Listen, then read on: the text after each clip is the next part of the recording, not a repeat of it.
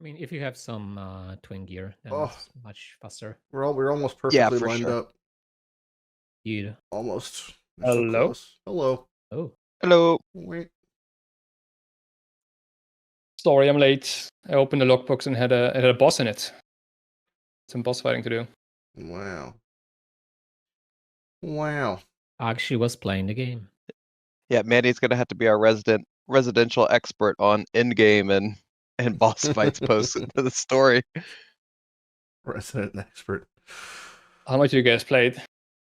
I mean, what, 12 to 14 hours a day since launch? That's Just more than I have. yeah, but I only did mapping on one character a little bit. I liked it the least of all parts of the game so far was the mapping. I wanted to try like new stuff, so I just keep rerolling. Yeah. The mapping is like infinitely more fun on a good build because it's so extremely punishing. Yeah. Getting lucky on the build choice is very important.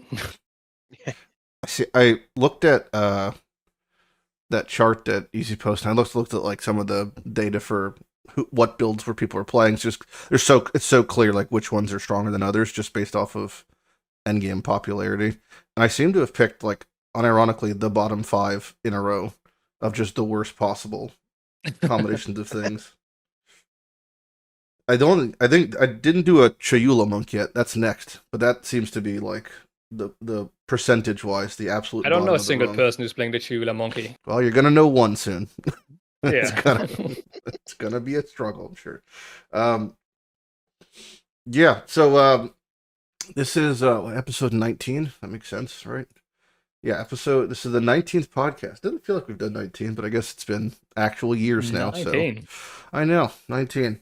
And I'm just it was +1 podcast of the boys. Iron is not here, but he was almost here. This is the closest we've gotten to almost getting him here. He played a little bit of PoE2, but I believe he enjoyed himself to a degree. Then I think he said he was having a little bit of reservations of some things, and he's just gonna wait until the game's a little bit more polished and then probably come back. So that'll be cool. We'll get him back next time.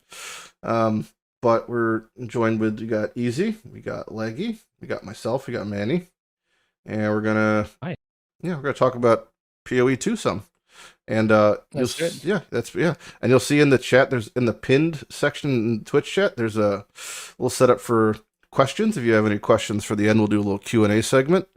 So feel free to put your questions there.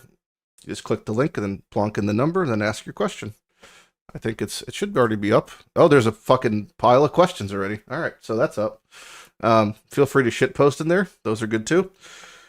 And all right, yeah. So there's not too many talking points really as far as like what is going to be the structure of this, because it's just gonna kind of be loosey goosey because there's so much to talk about, but also like, we don't know a lot. We haven't played too much compared to how much we played PoE1. Obviously, we probably have 100,000 hours between us and PoE1, and it's like there's just not enough game to game yet for us to be like experts on any one thing, I would say.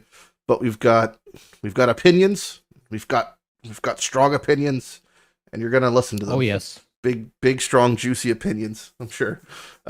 So first thing I think is just what is our first impressions, and we're just gonna go left to right. So Easy, then Legi, then myself, then Manny. So Easy, you're up first. First impressions, thoughts, vibes, whatever. Sure. Yeah. I mean, first impressions. Something I think like a game to this scale. Just going back to like initial launch day, only being kind of delayed a couple hours, I think is still pretty dang impressive. And then once everything truly was kind of ironed out with the queues, there wasn't really many two problems getting in and out of the game, which is great. I mean, there's been like some PoE1 launches that have taken longer, right? So yeah. Overall, I think that was a great way to kind of start. Not having all the different tools or just like everything fully fleshed out too was also kind of exciting. Being able to have to like figure out some stuff on your own, that part was great. The leveling experience, kicking that off was super awesome. I feel like I picked a pretty good build. I picked like a lightning arrow Deadeye. there was definitely some heartaches and struggles with bosses, but do a boss, learn the mechanics. Maybe if you die once or twice, and then you could go back in and try to get a little more technical, knowing his moves, and try to fight around that or whatever. So yeah, I mean, initial thoughts, like I guess from maybe like an opening weekend standpoint, great, had a great time. Just a big call with the boys, blasting through. I did play Trade League, something kind of hinging on something that Legi was saying right before. Manni jumped on the call. I did start Trade League as well, solely because I did not realize that there was a solo self-found league. I thought that early access meant early access meant they're just everything's going to be in trade, and that way they can test more stuff out or whatever. But I think it finally came to like near the end of my first playthrough. I got stuck somewhere and I messaged Legi and I was like, "Hey, can I invite you to this party and swirl to you real quick?" He goes, "I'm an SSF." I was like, "Huh?"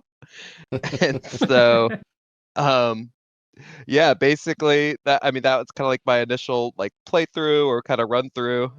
Once I realized there was an SSF league, I think I finished the campaign and trade on Monday, and then booted SSF and basically did the exact same thing. I picked a Deadeye again, took it right to maps before the weekend started, and haven't gotten to play much since, but yeah, I mean, overall 2 campaign playthroughs and about roughly 10 maps, and I mean, the campaign's great. It's a lot better than I thought it would be. I didn't resent it as much running it a second time as like I would in a PoE2 league.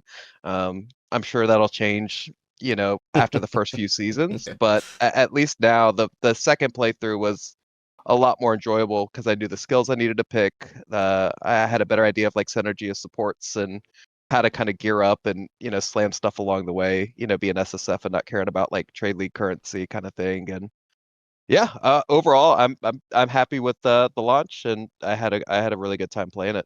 Did you look at anything? Because you mentioned not knowing solo self found was in the game, which was advertised. So that's why I'm curious. Did you look at anything beforehand for your build, or for the tree, or for Ascendancies, or you just kind of like dead eyes cracked in PoE1? Surely it's cracked in PoE2. No, I honestly did. I almost little to no research on PoE2 at all, and we were actually in a Discord call, and we did a spin wheel to kind of pick our classes, like and so it was like really completely random. I mean, I was happy to get Deadeye, just because it's definitely my favorite archetype in PoE1, but yeah, it was completely random. No knowledge, no real anything. Nice. I wound up finding like Moxie. Moxie had some really nice guides and stuff. So I started to kind of follow those like on the second playthrough in SSF on top of the knowledge I already had, which made things a lot easier. And then yeah, I kind of tried to take like a hybrid approach of like some like the stuff on the second playthrough, that is, of kind of the stuff Moxie had put off, or like a defensive more playstyle, and then some of like Fub Gun's more, glass cannony DPS stylings of the Deadeye, and just kind of found a happy medium between the both of them.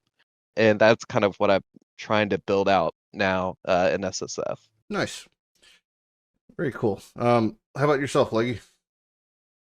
Well, I'm gonna have second easiest opinion when it comes to like actually going into the game kinda blind. The only thing I looked up before actually starting playing was just looking at the passive tree just before the game launch. Like in the queue, pretty much I like kind of planned a bit of like starting tree, how I want to approach it. So my plan was to actually either play some lightning caster, Stoneweaver, or Deadeye crossbow grenades, and I started with first of all Deadeye crossbow, and I didn't like it at all. I really didn't like how early game crossbow felt and like dealt no damage. It was really, really difficult for me. So I kind of re-rolled, I think like level 5 into Stormweaver and played the campaign with that. So that was my like first how I started playing. But the first impression was amazing, I would say.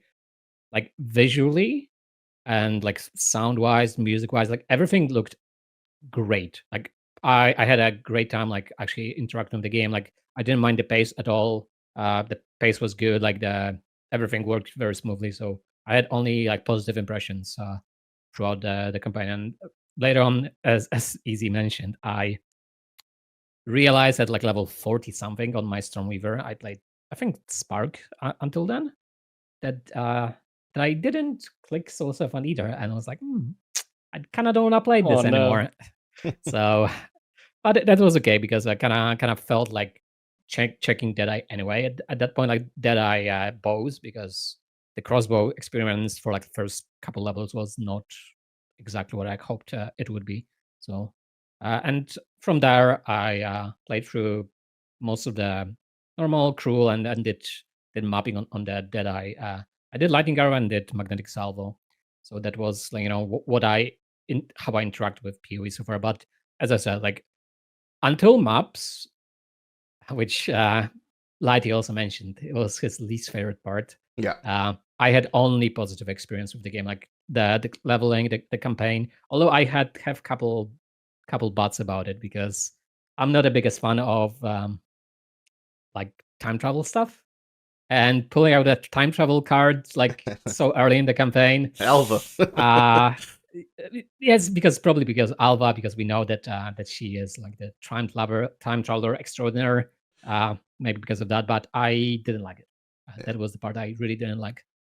Even though it was done like okay, but that was the only like thing that was kind of sour taste in my mouth. Except that everything was smooth, everything worked, everything looked good, everything felt good. The Kartics played good, like they moved smoothly. So that was very positive. So that was Nice. pretty much how I approached it early. So very cool. Yeah. I didn't ask, but did Easy and like you guys use WASD controller or mouse and keyboard? Mouse and keyboard. Ah, Legi? Yeah, same. I didn't try WSAD. I know I wanted to play with mouse straight away. Like maybe I'll try WASD later, but nice. I can recommend it. I did. I'm only doing WASD so far for the entire game. Yeah, I don't know if I like it more or less. It definitely is like not been a negative experience, but it is just a different experience for me. But yeah. So I launch weekend.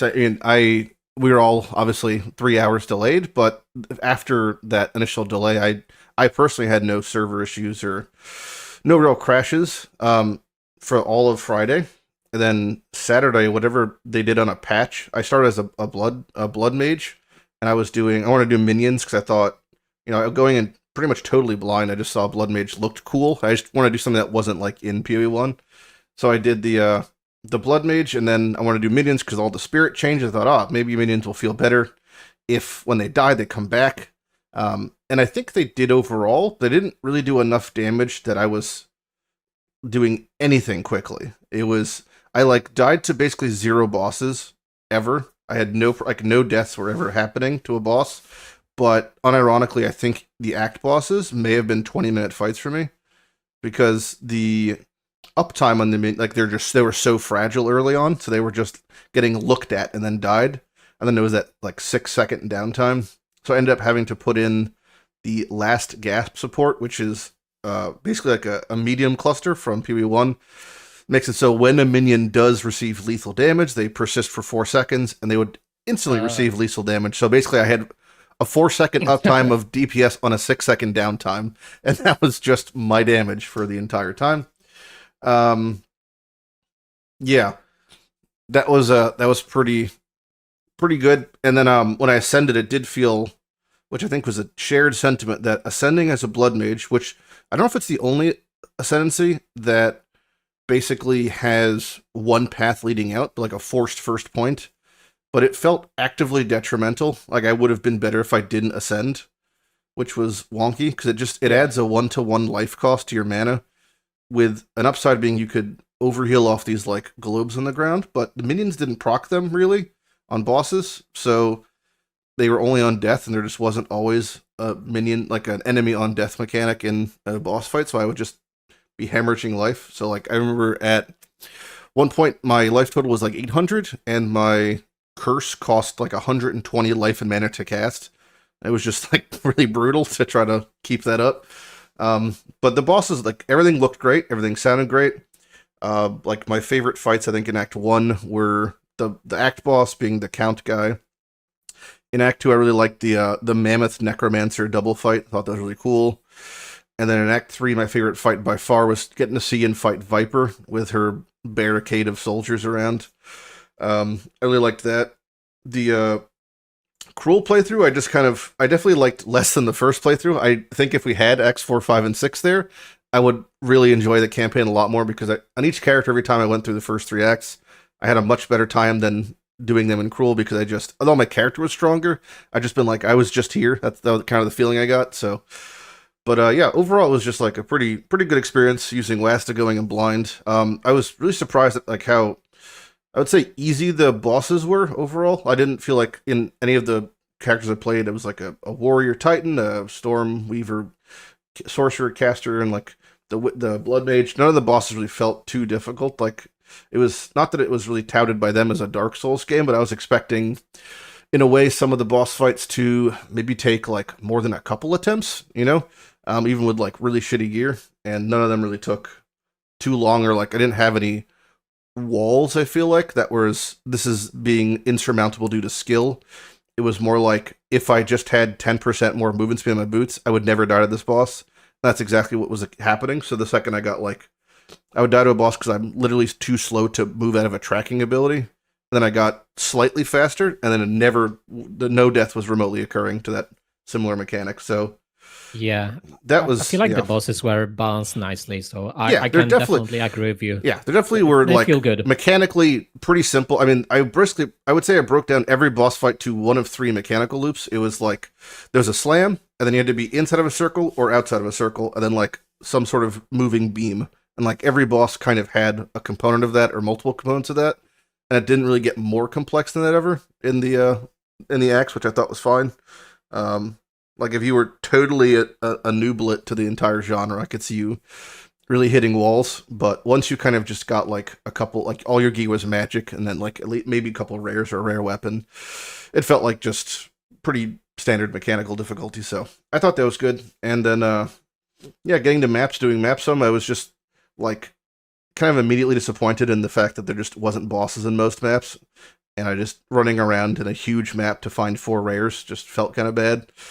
So I just kept remaking characters and wanting to test new things. So, but overall, yeah, I would say like 4 in early access, and like I would even mark it higher if it wasn't named Path of Exile 2. I'd say like I had an 8 out of 10 time.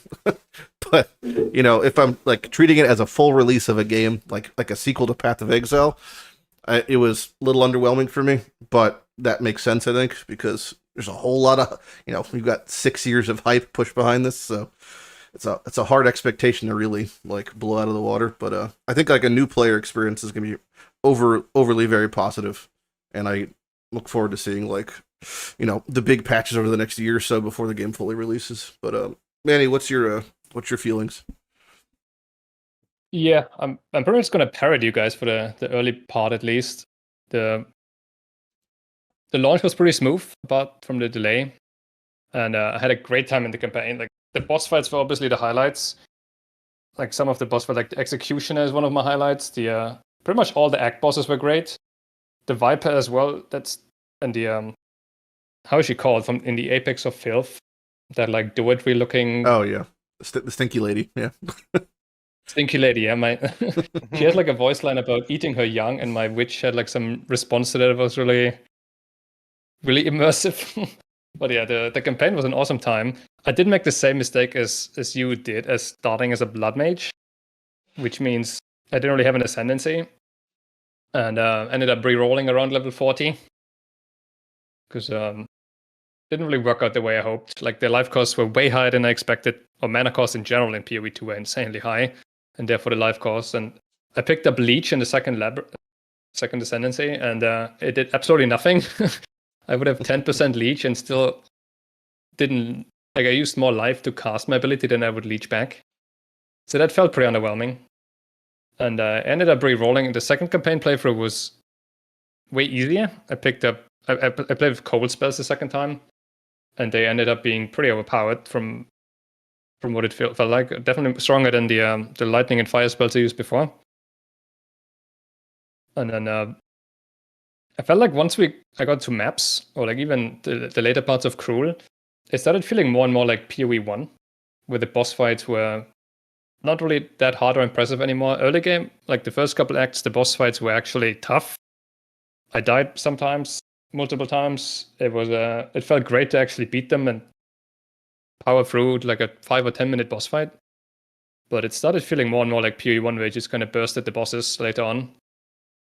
There was maybe partially Comet being just very powerful. But yeah, I've been progressing the map tiers, playing Cast on Freeze into Cast on Crit eventually. Now I'm playing Cast on Minion Deaths after the nerfs. I'm basically just triggering as many Comets as I can on an Invoker with the more energy gain on the Ascendancy. And it has this like Trickster scaling on it too. You know, the evasion and the S. So it feels really good defensively and offensively, having a great time. Yeah,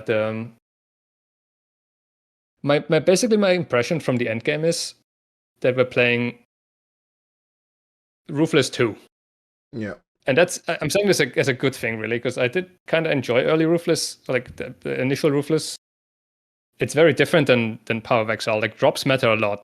There's not really any crafting. It's all about drops. You pick up rare items, and I do them all the time, even later on. So it feels very different than Power of Exile 1, where you're just looting currency, really. Which is nice. The scarcity does have its downsides, though. Like, it takes days to reach like one attempt for a boss fight and stuff like that. So we'll see what they do about that. If it's gonna stay that slow and ruthlessly, or if it's gonna change. Yeah, we'll see. Yeah. All right, now I'm having a good time playing Ruthless 2. Nice. Yeah. What has been your highlight so far of the PoE2 experience, as far as what thing that is like a genuine experience to PoE2 that you don't get in PoE1 do you think has been the best part? I guess we could start with easy. I would say like compare like to PoE2, but versus PoE1. But I guess one of the highlights for me, what was my own mistake of not realizing there was an SSF league, right? Because in doing so and playing trade, I did get to do some co-op stuff as well, which was kind of fun. I wound up playing with Iron for, I don't know, 6 to 12 hours. I think we went through like Acts 3 and then, Cruel 1 again. Yeah. So I mean that was kind of fun, and then I wound up doing co-op with another buddy for like the rest of the story. So obviously, now back to SSF, or playing solely SSF and PoE1 for the last 4 years, right? Like, being able to do some co-op stuff was a lot of fun. Nice. Was that your question? Yeah, it's good enough. Yeah, that's fine. Okay. There's no wrong answers here. Legi, how about yourself?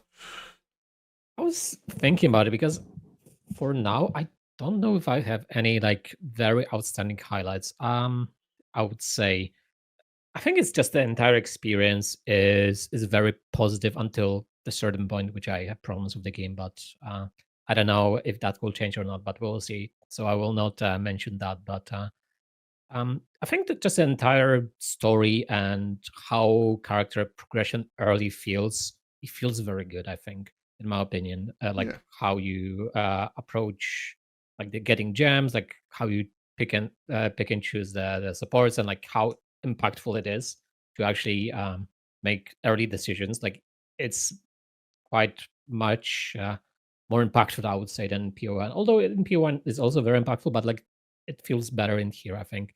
Especially that the game is a bit more slow paced. Like you don't teleport around, like you don't zoom around from the very get go, I would say. So that would be my like highlight. It's overall experience. I think it's very steady, like pleasant experience up to a certain point, which I had problems with. But nice. So I would say no. Manni, what's your highlight so far? There's probably two things for the early game, the campaign, the early act especially. I feel like there was way more mechanical skill involved in fighting even normal packs, but especially the boss fights. That kind of went away though later on. I don't really feel like I have that experience anymore in maps and map bosses. But for like the end game, my highlight is the different itemization. Like as I said before, just it's all about IDing items, and when you do find something good, it feels really, really nice. Yeah. But I mean, yeah. Nice. Like I do want to build around, and like, if I find a huge bow or something, I'm so down to reroll about it, because in solo self-hunt it's so hard to get these good items now. Yeah, and in the same way that there's definitely an enhanced item scarcity, the mod pool is much smaller from what I've seen. So not that it's easier to ID things, but when you get something that's maybe, because PoE2 doesn't really have much for like crafting, but when you get something that's like partially complete, you know, the concept of slamming to hit that like final fizz roll or final Ellie roll is not remotely crazy. It would say it's like the intended kind of gear progression. Exiles are very common. It's the way I see Exiles is pretty much just revealing the last mods on an item. Yeah. Like when you pick up a blue item, you only see 1 or 2 of the mods, and then if those are good enough for you, you decide to reveal the other ones. That's pretty much the extent of crafting there is. Yeah. Yeah, I think I saw a meme about that. It was like the crafting of this game is just ID scrolls with extra steps. It is, but it's you know, the context of that's the biggest. I made like a little kind of quippy comment in our chat before this, a couple days ago before this podcast. I was like, is it possible for us to try to talk about PoE2 without referencing PoE1? Because it's like there's so many things that in context of PoE1 are absolute dog shit, but in context of PoE2 are totally acceptable, and I would near say intended. So it's good, I think. Yeah, so it's really fucking difficult to discuss both games in contrast, because they're so wildly different in how they operate. And it's like if you said 40-50 hour campaign to me in PoE1, I'd be hanging from the rafters. But PoE2, it's like I don't mind it at all. Like I look forward to doing a 40-hour campaign with 6 full acts, you know, on a new character, because it's not at all a grading experience. It's mostly, I would say, overtly a positive experience with a little bit of gearing friction due to SSF. But I see that if you were in trade and you bought leveling uniques, you probably blow through it anyway. But I think it's like that's a positive note, like how the game is slower and simpler and more intentional in its design is a highlight of PoE2, not so much a detrimental thing in comparison to PoE1. Yeah, definitely. I can mention and like say that that's exactly my experience about it, especially when you just level another character and how like scarce the resources. Well, not scarce the resources overall, but like scarce the amount of different currencies we have. We have Regal Orb, like Chaos Orb, Alchemy Orb. There's just not many compared to PoE1, right? Yeah. And in context of PoE2, like if you drop a Regal Orb in, let's say, Act 2, you are still very happy about it, because it's your progression at the point where you need it, which is if you need a gear upgrade, it will work now. Yeah. Or you can just save it for later, right? So it always feels good actually getting those scarce currencies, which is obviously less so to the extent of P1. As you said, let's not compare it 1-to-1, because that's just stupid. Yeah. So that's really, don't be stupid, Legi. Yeah. But come on, man. Wow. So yeah, it's just very impactful from the very get-go, and it's just very relevant, even in like Aquana, which is kind of a plus and a minus for me when it comes to like experiencing PoE2, because like even as Manni said, like early on there is a lot of like mechanical expression and skill required to like not die to bosses and actually fight them, because you don't have gear and don't have, you know, passive, etc. Kind of feels like God, I lost my train of thought. Amazing. Wow. Good job. 11 out of 10. What a train.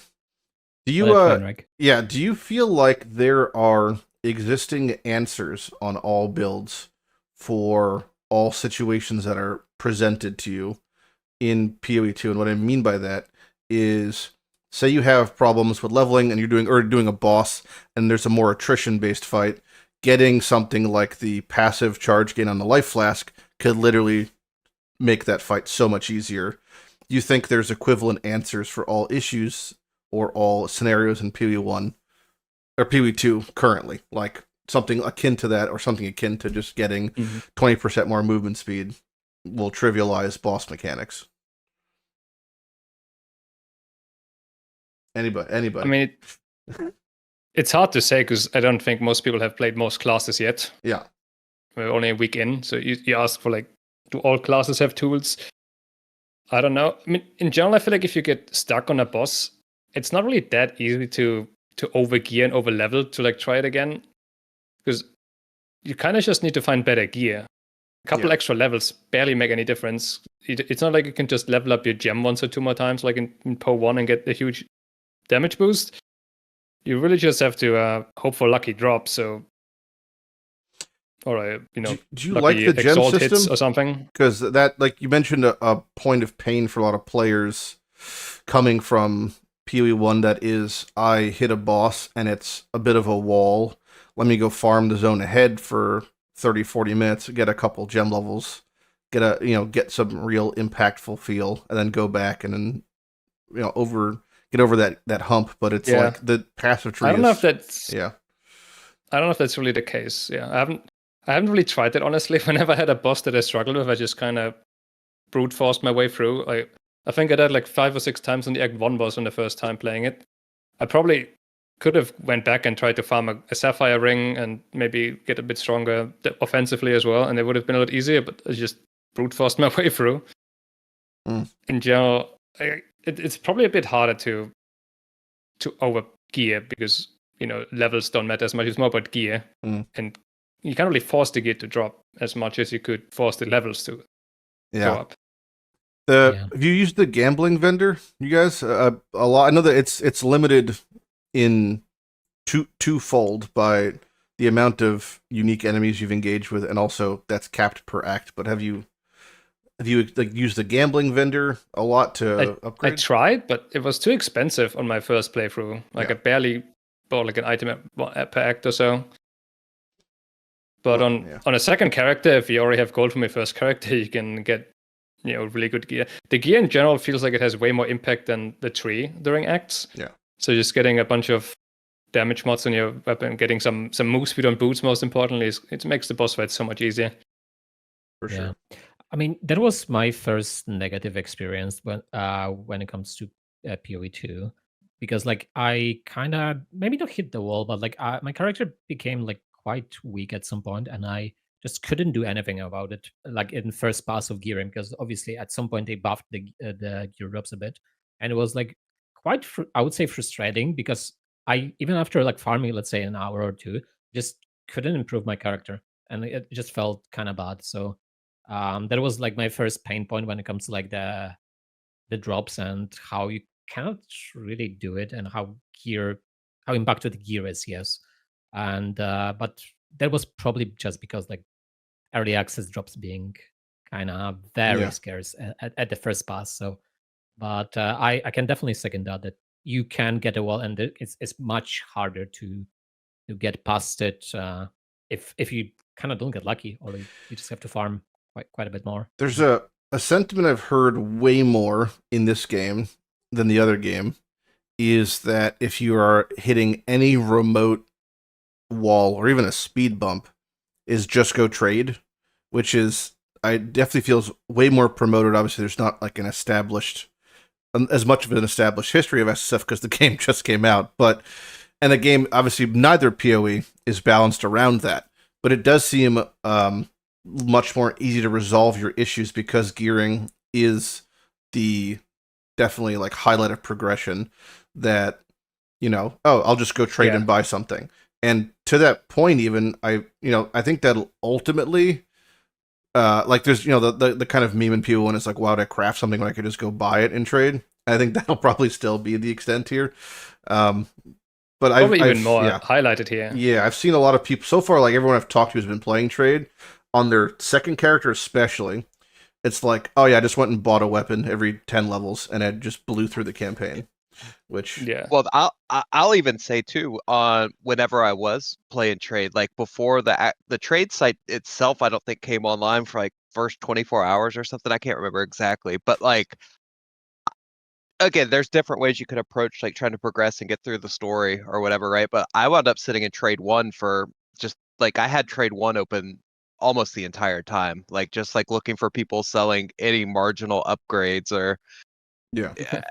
you know, I Classic. don't know. It was, yeah. I mean, but I mean, I enjoyed doing that too because it was kind of like, oh, you don't get to do this in SSF. So it's like, I literally was just like sifting through hundreds of thousands of messages, just dumb stuff, and then like once an hour, I might find an upgrade, you know, for a Regal or something, and then, or you know, an Exalt, and then you know, had some fun. So Do you think that is a much more intentional part of the PoE2 experience, is that kind of like rekindling of the trade community? Because not that it doesn't exist in PoE1, but in PoE2, it's, I mean, coming off the back of like years of Discord trading and like those kind of back alley memes, you know, it's like, yeah, be in trade 1 and PoE2. If you want to trade, look for sweet deals, meet me in Act 3 Cruel, you know, like that sort of stuff. Yeah. You feel like that's kind of but been maybe not more advertised, but more like a cornerstone of the game?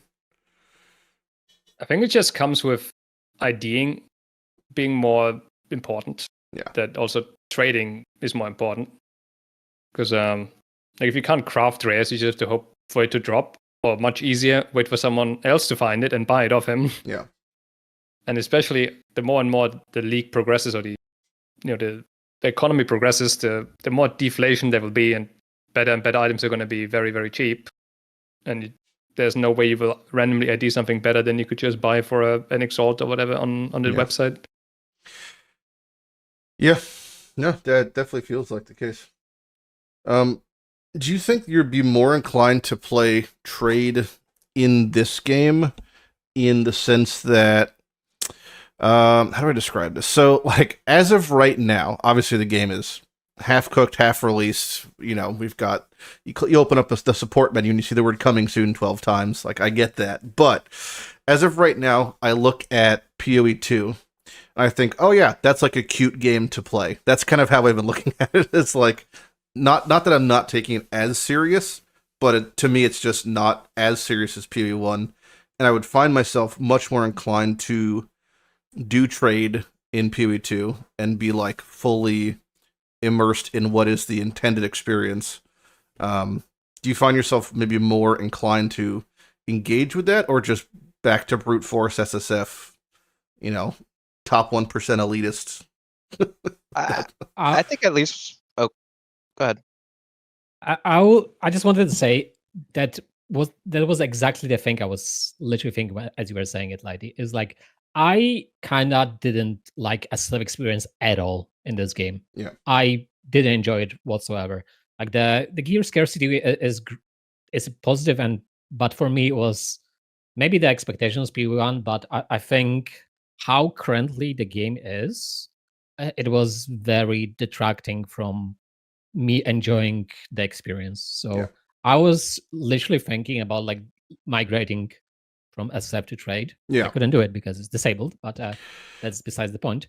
But yeah, it's like I think I would enjoy the game more than I did enjoy it now, and I would like pass the hurdles that I had while doing SSF if I just play trade, and it would be better experience for myself, even though I played a 7, you know, Even PoE1 for years. Yeah, I think even playing trade and playing even in a party, I feel like in PoE2 elevates the experience versus PoE1 detracts from the experience. I think inherently because yes, the solo self-found concept in PoE1 is in a way used to artificially extend your experience, much like Ruthless is.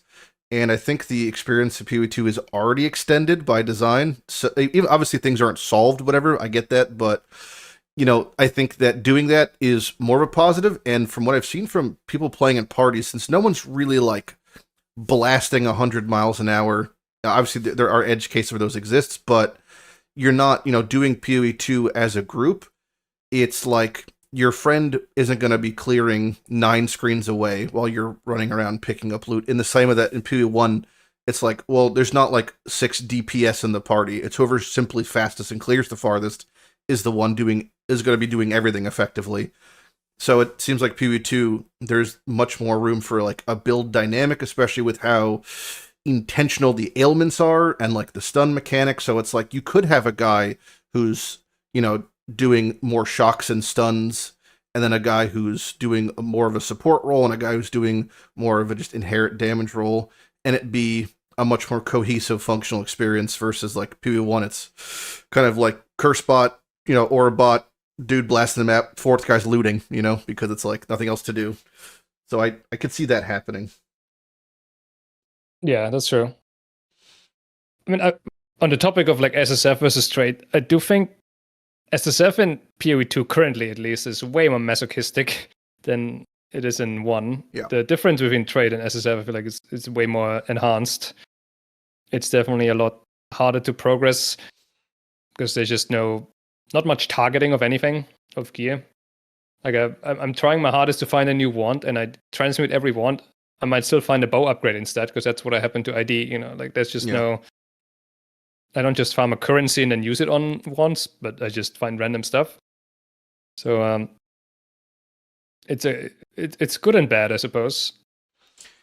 I also feel like the trader group experience, like with loot mattering more, it probably feels really nice to find a nice item that you pass it around, or pass it around to a friend. Yeah, that must be pretty nice too. To that point, that's definitely something. So like, not that it's remotely the same game, but when I go into a game with like a group of 4 people to play like Baldur's Gate 3, it's something like we'll intentionally on creation be like, all right, someone's going to play like a ranger, someone's going to play a warrior, someone's going to we're going to split the classes. Yeah, exactly. So we don't fight for loot. And I really could see that being not only like a natural occurring route amongst friends playing, but also just like a really fun way to do it intentionally. Just like, let's make a 3-man party in PoE2. I'm going to play a cloth caster type thing. You're going to play 2-hand something, and you're going to play a bow character. And now there are no more dead drops. And I think that in itself would be such a burden relief, And it also, not for nothing, but there's fucking 3 people, so there's like kind of 3 portals. Like having it so when you die in a map, you die in real life is a little bit brutal, especially when people have been talking about farming huge amounts of time to engage with the pinnacle boss, and then like dying to a mechanic you've obviously never seen before because it's your first time fighting the boss. And it's like, all right, back to the farm I go. And it kind of reminds me a bit of exactly PoE1. What happened to me today. Well, so that's like the Shaper Elder Rings. That's what it reminds me of, something like that, or like not to make a comparison, so we're trying not to do that too much, but it's a bit strange to me to see at times PoE2 falling into, I guess, similar pitfalls that were already solved in PoE1, where it's like people really don't like having to farm necessarily 30 maps to engage with the boss one time and then not be able to really learn from that experience, and then have to go back to the drawing board. And that's how it currently is functioning a little bit. I was really expecting all the bosses and maps to be like, you have infinite attempts when you get to them, because when you die it resets anyway. So it's like, I could see that honestly being a change they do, which is just like, if you have the gear level, it's just about mechanical application.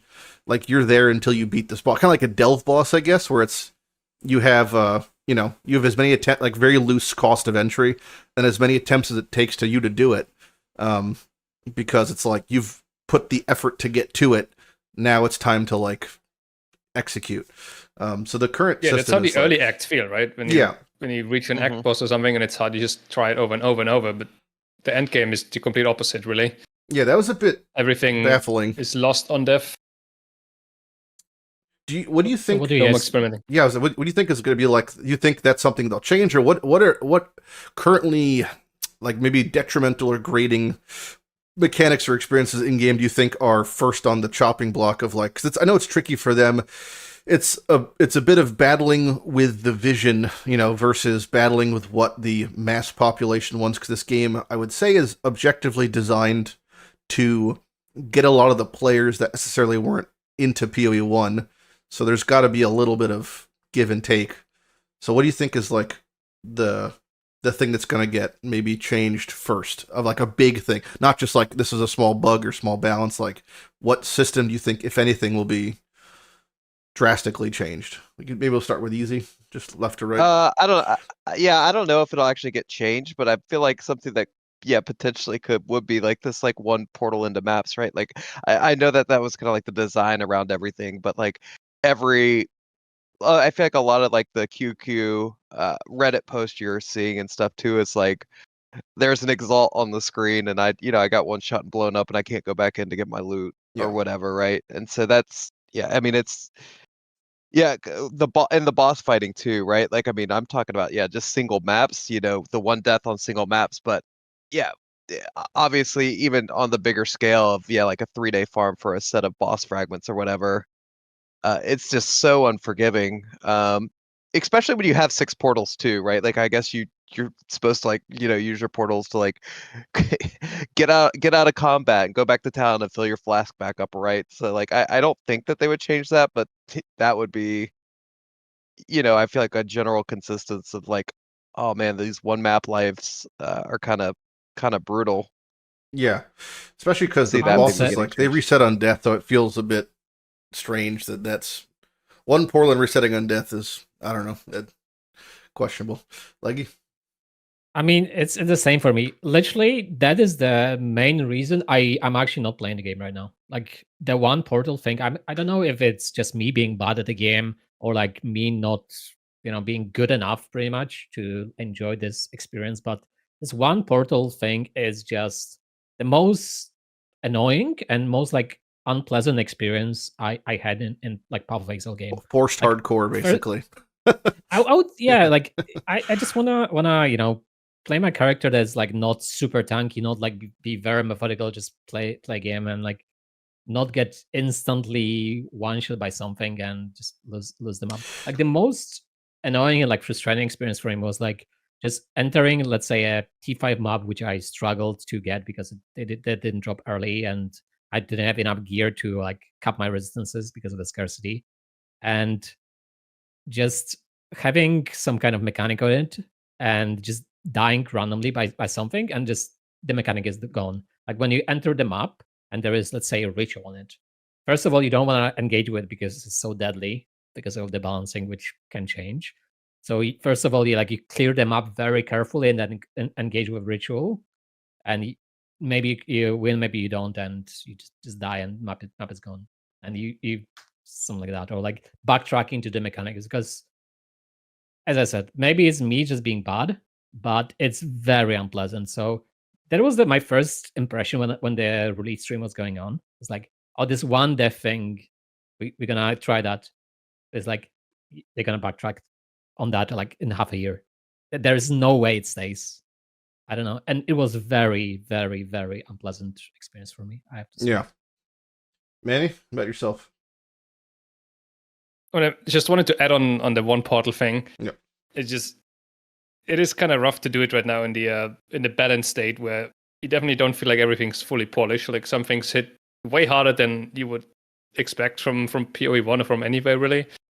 On death effects are also such a pain where I just want to like you're in a 10-minute map or something, and before the last rare you die to the second to last rare kills you on an on-death effect, you really just want to log out. Like that's some frustrating 90% of my deaths in this game are on death effects, actually. Like I literally counted like my deaths. Let's say I think I died like 20 times in maps, I would say, in the amount of time I played.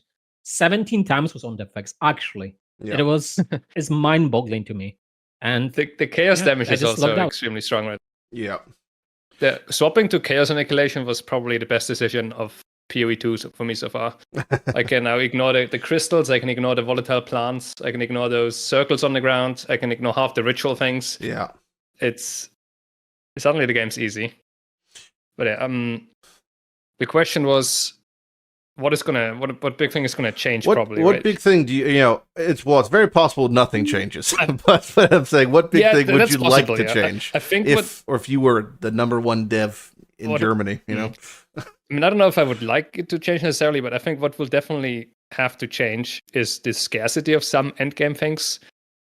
Like, just to give you some perspective, I'm in a top 20 of SSF or something XP-wise. I've played a ton, and I've seen one singular greater essence. I've seen one singular crafting omen that's just a guaranteed suffix exalt, something pretty worthless. And I've reached the pinnacle boss like a single time now. So you know how many leaks we've had in PoE1 where the vast majority of players complained that they can't find any abyss liches, or they can't find like the delve bosses, and it takes them all league to find it once, or the trial master. It's this, but 10 times worse. And I personally am okay with this because I play this game for a living. Yeah. But I can imagine how the vast majority of players is going to write about this once they realize how scarce the things is and they can't really ever interact with them. Because that's where so it's like a twofold thing with that, because obviously for what we were discussing, a large portion of that might be just buy it, you know, if that's what they're going with. It's like, oh yeah, you found the currency items, yeah. But then for the other part, I would say, and it might be a little egotistic to say this, but if there's any aspect of this game, even if it's new, that us four are extremely struggling with, it's probably way too overtuned.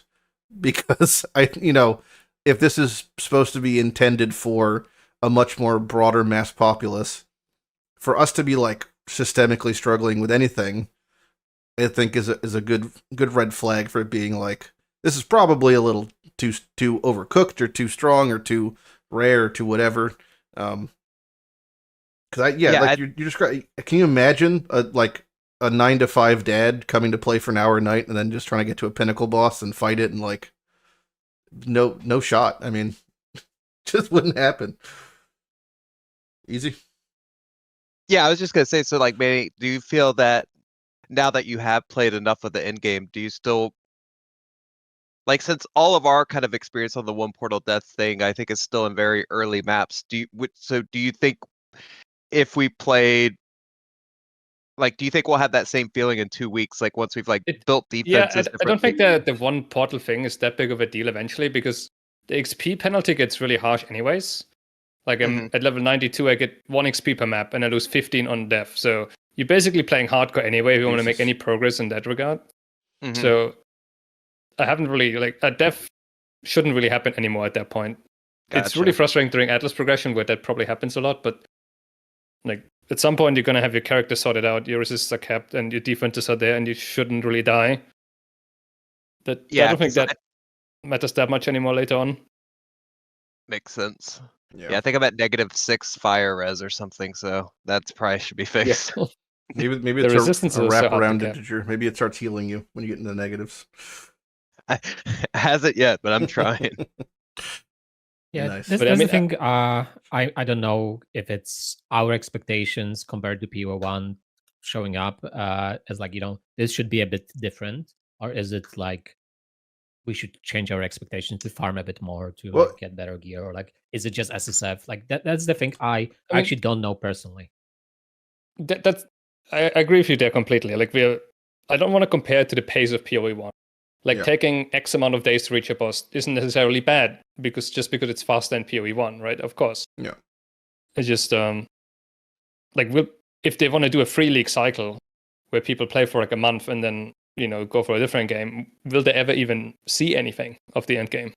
Yeah. I'm not sure. Probably not. Yeah, probably not exactly. Like right now, it's like way longer term, and like things get a lot better once you unlock Atlas passives. But like, I'm like 70 hours into my character, and I've unlocked my first Breach Atlas passive now out of 10, and now I will find the future ones faster. And now it kind of like ramps up, and the juice, quote unquote juice, starts to pick up. But it's just like the pacing it's very, very slow right now, which is, I assume, on purpose, and it can only get faster from here, really. Like the typical, it's easier to buff things than to nerf things. Yeah, exactly. But it's starting out at a very, very slow pace. Do you think, like, if it does plateau, then ramp as far as your progression? I would argue that getting to that point is the biggest hurdle that they have as a game franchise already. is not so much. It's not so much about, oh yeah, once your atlas is set up, everything's easy, or everything is like much easier and your build's established. That was kind of never the problem, I feel like, in PoE. It was more just like getting people in the door and like having a much more positive experience leading up to the beginning of mapping and then the beginning of mapping. Because once I think someone's hooked on that, you're probably good for life. But getting to that part, I feel like was always the challenging ask for, especially reaching a new audience. Do you think that this current setup is more inclusive to getting that larger audience than PoE1? I think the one portal on dev would just decimate the player base that are, not playing a lot.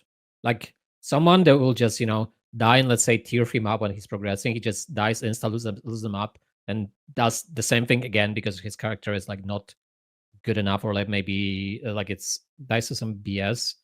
They're just gonna log out and never play the game again. I feel like like that would be my response to that experience, especially with so many games, fighting for attention.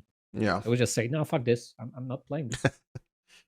I feel like there's a large part of PoE that is a bit of a double-edged sword when it comes to getting a new player. And this is 1 and 2. Ironically now it's a $30 free-to-play game, but assuming it's free-to-play, I feel like people are just as quick to pick it up as they are to drop it in a way, because they don't feel like there's that financial tether to it. In the same way that if I buy a $60 AAA title or whatever, I'm more inclined, I think, to play it just because I've invested in it. And I think if I try like a free-to-play game on Steam or something, I'm much easier to be like, I'm not having a good time 3 hours in. I'm just gonna not play because I don't I don't owe them anything, so it's like I'm good. I think that in a way is a thing that also happens in PoE. Yeah, but I'm curious. Yeah. One Manni? Thing what I felt like is that in Power of Exile the Atlas progression feels like more like a chore, and the game really only starts when you're done, is what a lot of veterans feel like, right? At least for the first time, it didn't feel like that at all. I was definitely feeling like I was playing the end game, even in lower tier maps, and it was like a long journey of progression there that didn't feel like I was just wasting my time. And it was partially maybe because it's the first time we did it, but I didn't really feel like I was wasting my time getting my Atlas done. I was playing the end game already. Yeah, because it doesn't really change much after you reach the highest tier, or like after you get the early maps are pretty much the end game already. Yeah, doesn't feel much different. Yeah, I agree with that too. And just kind of going back to like, where we're saying like, maybe someone may never do a pinnacle boss, in 4 months. I don't think that's maybe even the worst thing ever too, right? Maybe it is, I don't know, but like somewhat like new players that they're playing, maybe they're gonna play a whole month, like maybe they're gonna play an hour or two a day, right? Maybe that'll take them a whole month or 2 months to even get through the story, right? Like I know it sounds crazy. Sure, no, it's not crazy. Yeah, maybe it wouldn't be for us, but someone else like it, but that could be like enough engagement to like keep bringing someone back into the game. Just the 6-stack campaign that maybe takes them 60 hours over the course of a month could easily could be a thing. Yeah, so the game being harder to beat like means you always have something new to strive for next time, I suppose. Yeah. Mm-hmm.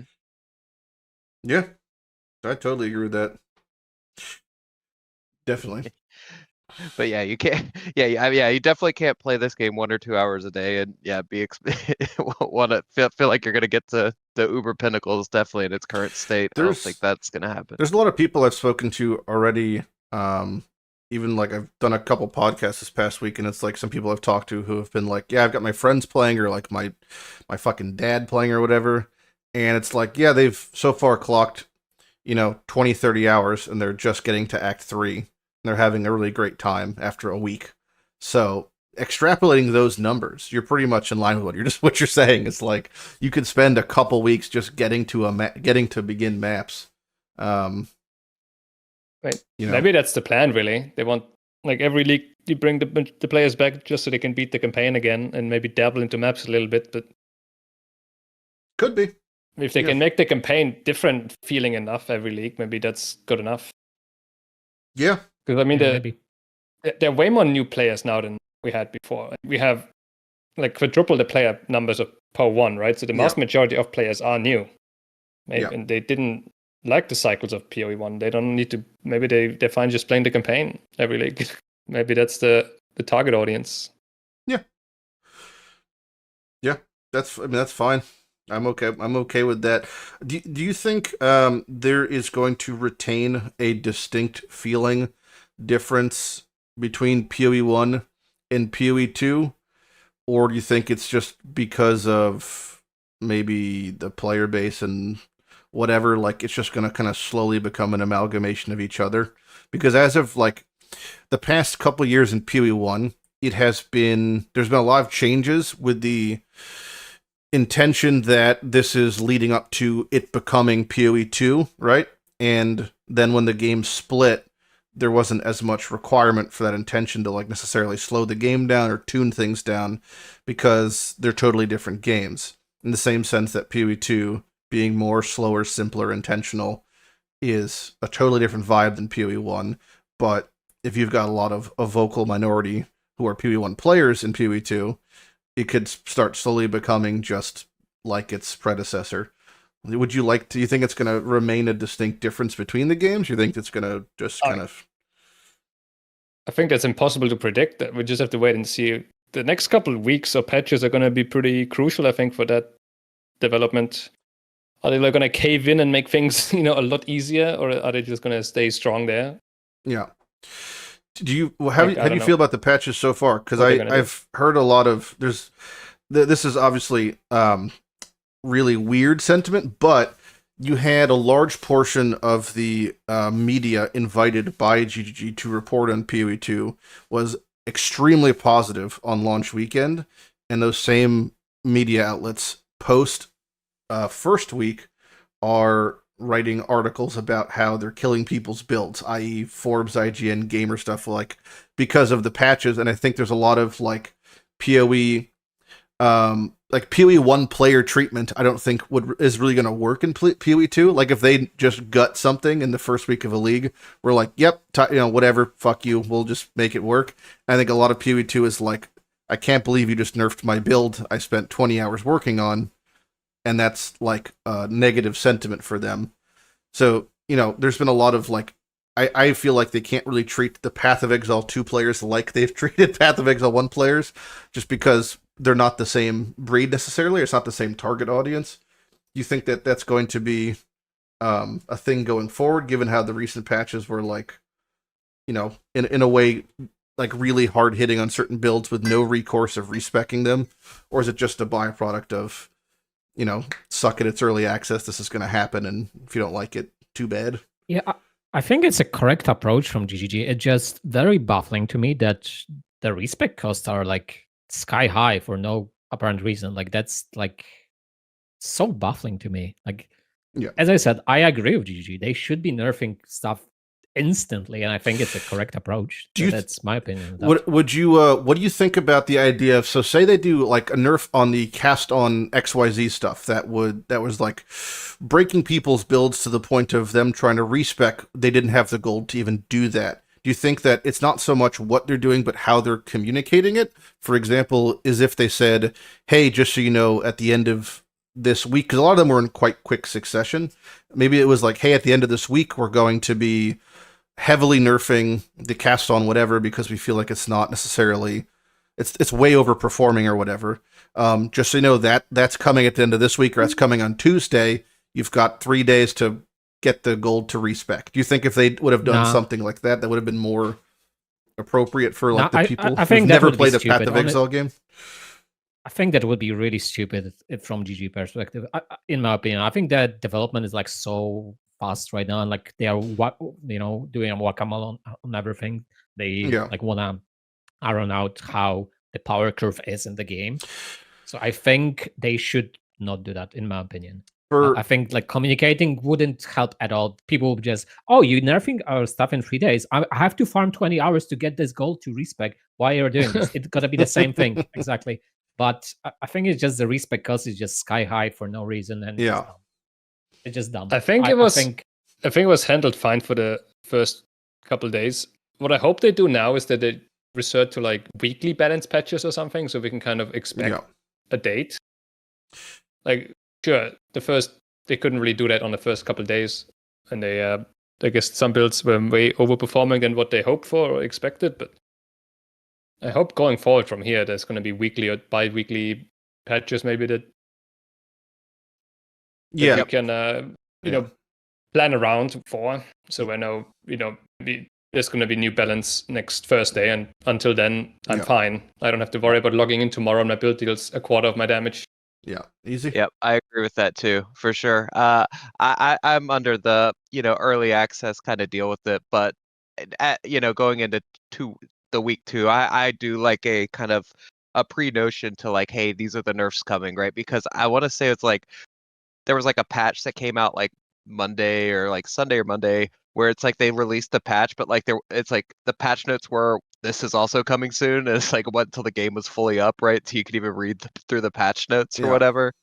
But I think like, I think for something kind of like, I think Manni got hit on with the cast on whatever builds, like those getting hit, like just changing them fundamentally, that kind of hurts versus like the nerf to Deadeye where you would just put one thing on Herald of Ice, one thing on Herald of Thunder, and you just lost 50% of the damage, but that obviously wasn't intended. So like if there's something like that's going on, I say it's fine to fix, but if you're changing the way like skills function, definitely at this point, some kind of heads up so you could prepare to respec or whatever. Yeah. I mean, I don't really want like a heads up that they're saying like we're gonna change this and that in 5 days from now. Like if they open the information, they should do it fast. Just that we know that Thursday is patch day, for example, as a random example, and we don't get random balance hotfix Monday night or something. I feel like that might be what they're going for in the future. Wouldn't that in a way lead to, though, like Thursday is just holding your breath that whatever you're playing isn't going to get? Because, a lot of the things like the cast on whatever things, that affects a very large chunk of builds, because it was like 4 or 5 different variations of the cast-ons that got substantially nerfed, right? Like it was to the point where you were triggering whatever amount of spells on white packs. It was a classic GG nerf, really, where they nerfed to be like 95%. I think a large portion of maybe the I don't say resentment, but it's like anyone who's playing this game full time, or like the top 5% of players discover these things. Then they showcase these things, and then the bottom 90% look at them and want to emulate that. And then by the time they get to the point where things are beginning to function, the nerf just drops, and that's a very unfortunate thing. That's kind of cyclical. I feel like in this game at this moment is like, that looks so great, I can't wait to level it, and they start leveling it, and then the next day it's like, this is now totally gutted, and then the person they're following moves on, and that's obviously not necessarily GGG's fault. It's just a natural occurrence of what is happening here. But that could be pretty brutal. And it's like, I wonder if there's a way to escape that cycle, because I now see the people who are pushing those higher tier content, even like people like yourself, saying, what build should I play next because everything's getting nerfed, or like, what can I play that's not going to get nerfed?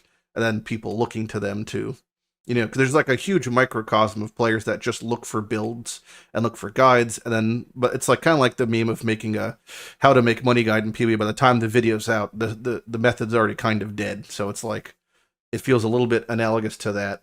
I can see that for some. What do you feel like that sort of thing? I don't know what people are expecting from like first week of early access. Like, are they expecting nothing gonna get changed and they're gonna just respec into the most OP things and like not get nerfed?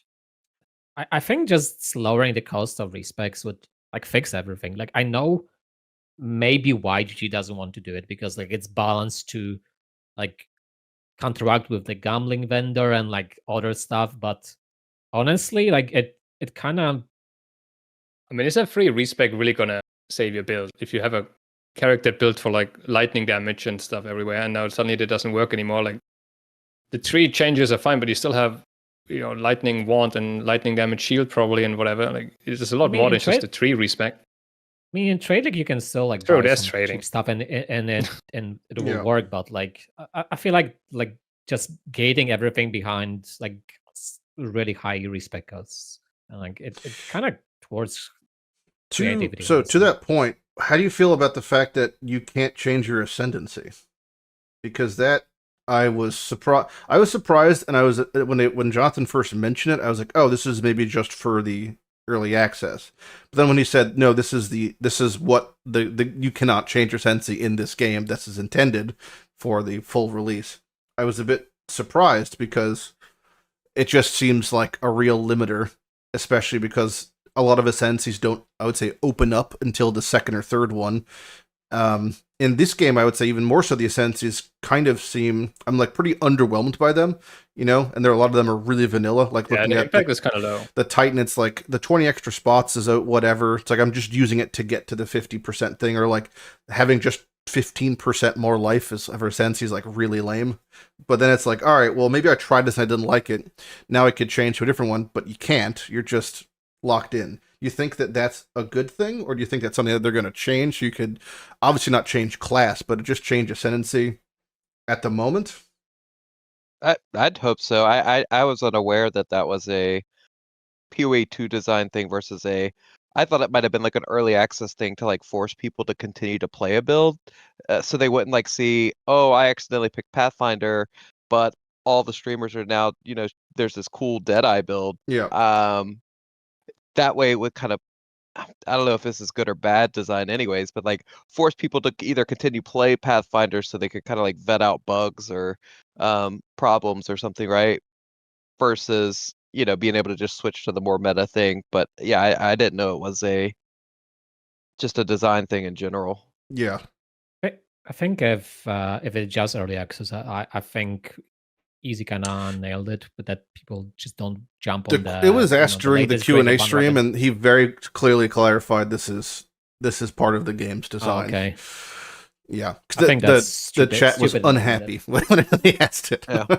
I'm unhappy right now. Yeah, I'm kind of unhappy about it. I think it's just a stupid decision. No reason to do that. Yeah. It could change. I could see that, because that seems like an easy thing to change. And if there's a large adverse reaction to it, I would see that that's something. And this is really tinfoil hat, but maybe it's something that they want to test out at the moment to see how it feels. But they were kind of intended to change it, but they don't want to necessarily say that. So it's like pocketed to be like, see, we gave you the ascendancy change. Yeah. Yeah, that's a free like positive for GGG down the road. It's like, a, hey, look what we a gave banked you. win, Yeah. What do you think, Manny, on the ascendancy thing with the not changing or like any of this stuff?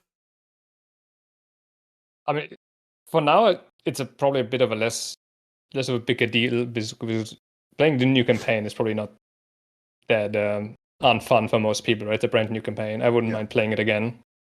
Feels a lot better than playing it for one campaign for the millionth time. So if I have to play a new witch because I want to go from Blood Mage to Infernalist, so be it. I don't know, long term it should probably come back in my opinion, but I mean that's kind of their decision. Don't really mind either way. Yeah. I mean the leveling is extremely slow, so like if I have a level 93 or 4 witch or something, I would love to just respec that to change my build, because it's gonna take forever to get back there compared to the first game, but we'll see what they decide. That's a good point. I'm still thinking in the bubble of like, I don't want to replay a 20 to 40 hour campaign, right? But yeah, you're right. Then to get back to like a high 90s character where you could truly have all the skill trees and stuff too. Yeah, that's another something how many ever I don't know the answer to. Right? Maybe you do, Manny, but is your Atlas passive tree character based or is it account based? I assume it's account based, but I only have one character. Okay. I would definitely assume it's account based. Yes. Okay, yeah, good. It is. That would have been. It's also extremely cheap to respec for, like, in contrast to It's like the normal passive tree, but Yeah. I pay like 5k gold, and a single rare drops like 10k gold. But it's 5k gold just to change an Atlas passive. That's basically completely free. Yeah, I don't know how much it costs, but on my witch that's in my witch that's in maps, changing an ascendancy was like 20,000 gold, like just to unspec the blood mage thing. I think at it's one 5 point times the price of a normal slot, kind of Yeah, like how it's 5 regrets lot. in one. Brutal. Yeah. Very cool. I heard a yawn. But I mean, gold is pretty similar to Settlers League in one where it becomes extremely abundant later. Yeah. I'm sitting at millions and nowhere to spend it on. So the gambling vendor, it has 2 limitations currently in the campaign. One, there's a limited amount you could use it based on unique mob interactions you face. The other one is that number is capped per act per difficulty while leveling in maps. Is it just every time you kill a rare or a boss that it gives you a currency for the vendor, or how does it function with the gambling Currency vendor? for the vendor? What do you mean by that? In the bottom right of the gambling vendor is a number out of 100, which is your limited amount of gambles you're able to do based off of unique mob interactions you've had. Yes. I barely interacted with the gambler so far. I don't even know. I've capped it out multiple times. It's actually capped out per act. So if I had a 33 out of 100 in Act 1 and I tried to buy 33 wands to get a life sprig, I can never get that number up again in Act 1. So if it's unlimited in maps, I was just curious if that's chat's saying unlimited maps. So there you go. I think the map gambler is very low item level gear anyways. I think it caps out at campaign levels, right? I don't know. Yeah. I don't from think what so. I've seen. I think you get Can like I gamble your level 80 character. something stuff? I mean, Maybe I should try it then. remember gambling bows and getting like 75 item level bows on my Dead Eye at some point. So maybe it's not capped. But I would I totally haven't played gamble enough 100 to- amulets or something then. Try it. None of just the found hideout Manni's vendors bolt have. None of the hideout vendors have gambling. Is that true? Yeah, I don't know. Yeah, Correct. the Alban Mahida doesn't have gambling. I don't know where to do it. I guess You have to go to the Act epilogue 3. tabs. Yeah. Act 3. Cool. But that's map level gear then. Okay.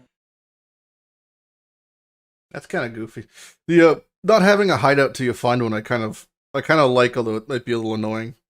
But just like you don't have one until you have to go get one, versus having the standardized hideouts in PoE1. I had to pay to win that. I just didn't want to deal with it. You got someone else. So I got a supporter pack. Ah. Oh, does that? Yes, Does that give? Yeah. That, holy shit! Yes. Wow. The game's pay to win, bro. That's kind of funny.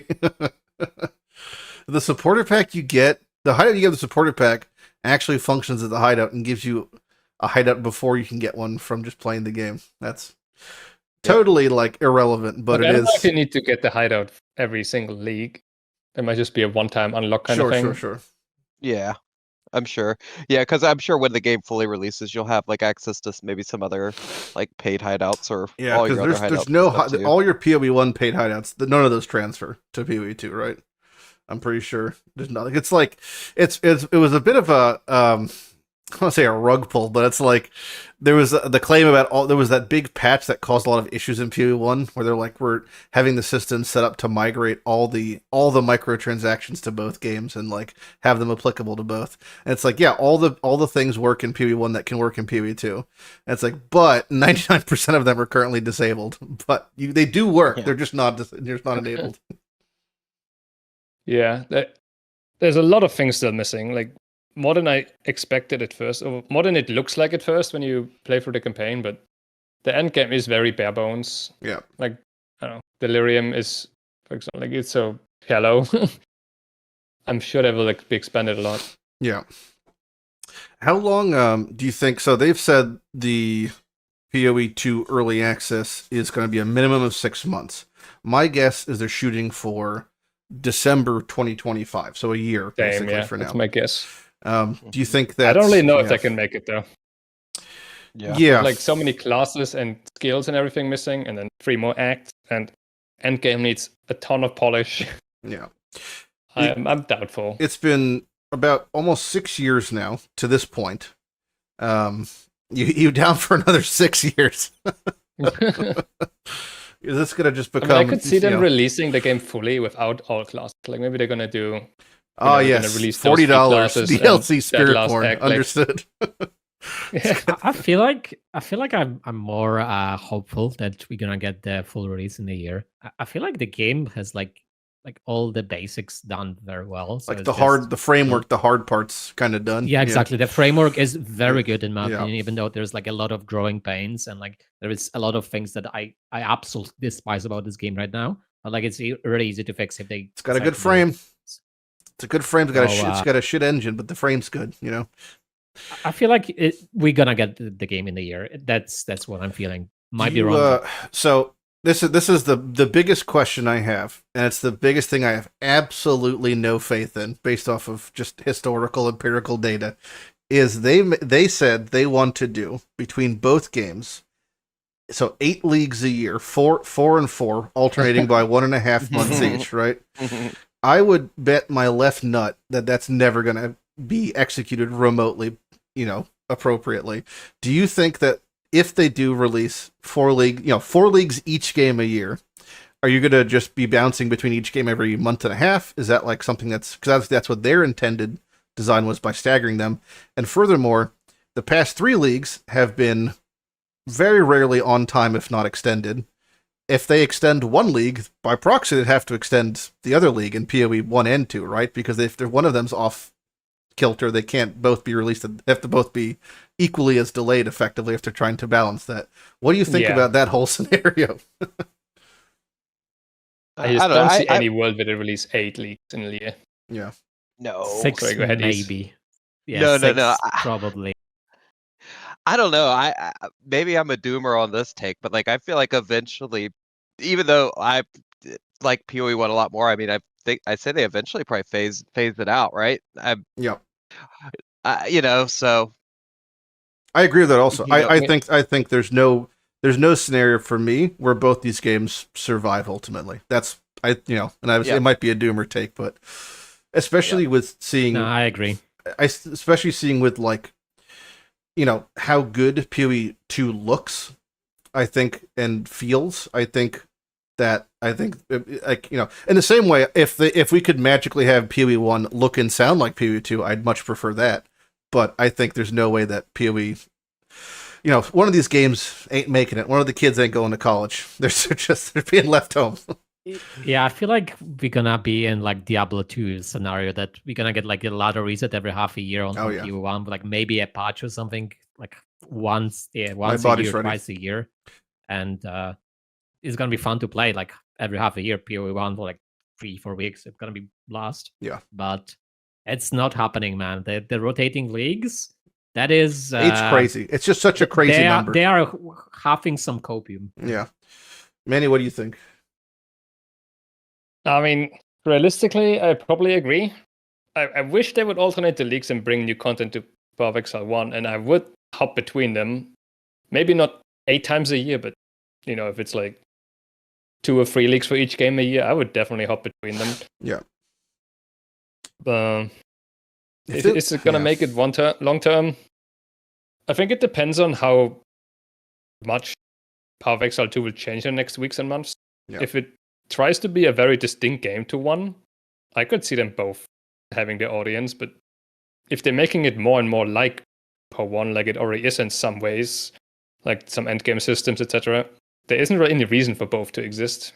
That's kind of where I feel like also that's where I was asking initially about like the more, do you think it's going to be more like the game's going to be morphing into each other? Because I feel like they have to. His Discord died. Everyone, his Discord died. He's alive. He's back. Okay. Like the more that they try to be same as each other, the less likely both games I think are to flourish in that way, and that the more distinct they each are, the much more high likely there's chance for success amongst each game, because you want them to feel distinctly different. You want them to be totally different games, so it's like I have a real reason to play each, and it's a different experience of both, like exactly. You know, both different positive experiences.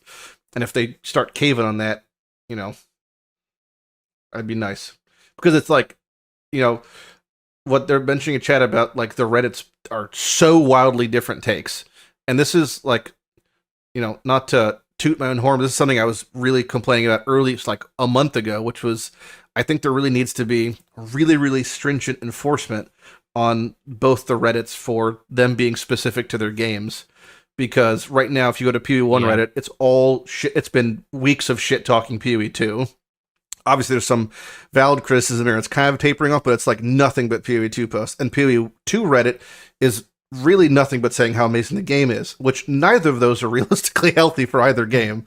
It's like there has to be like positive discourse amongst each for the specific games, like in their appropriate sections, because right now it's just a hodgepodge of crazy opinions, and I don't like the concept of them looking at this and getting any sort of meaningful feedback. I feel like is 0 to none. So, you know, I don't think they are looking for feedback anywhere outside of their own office, honestly. Like, in my opinion, they are not looking for any feedback right now. Well, there's a early access feedback. You know, it's also like, it doesn't help that the Path of Exile 1 website is housing the PoE2 forums.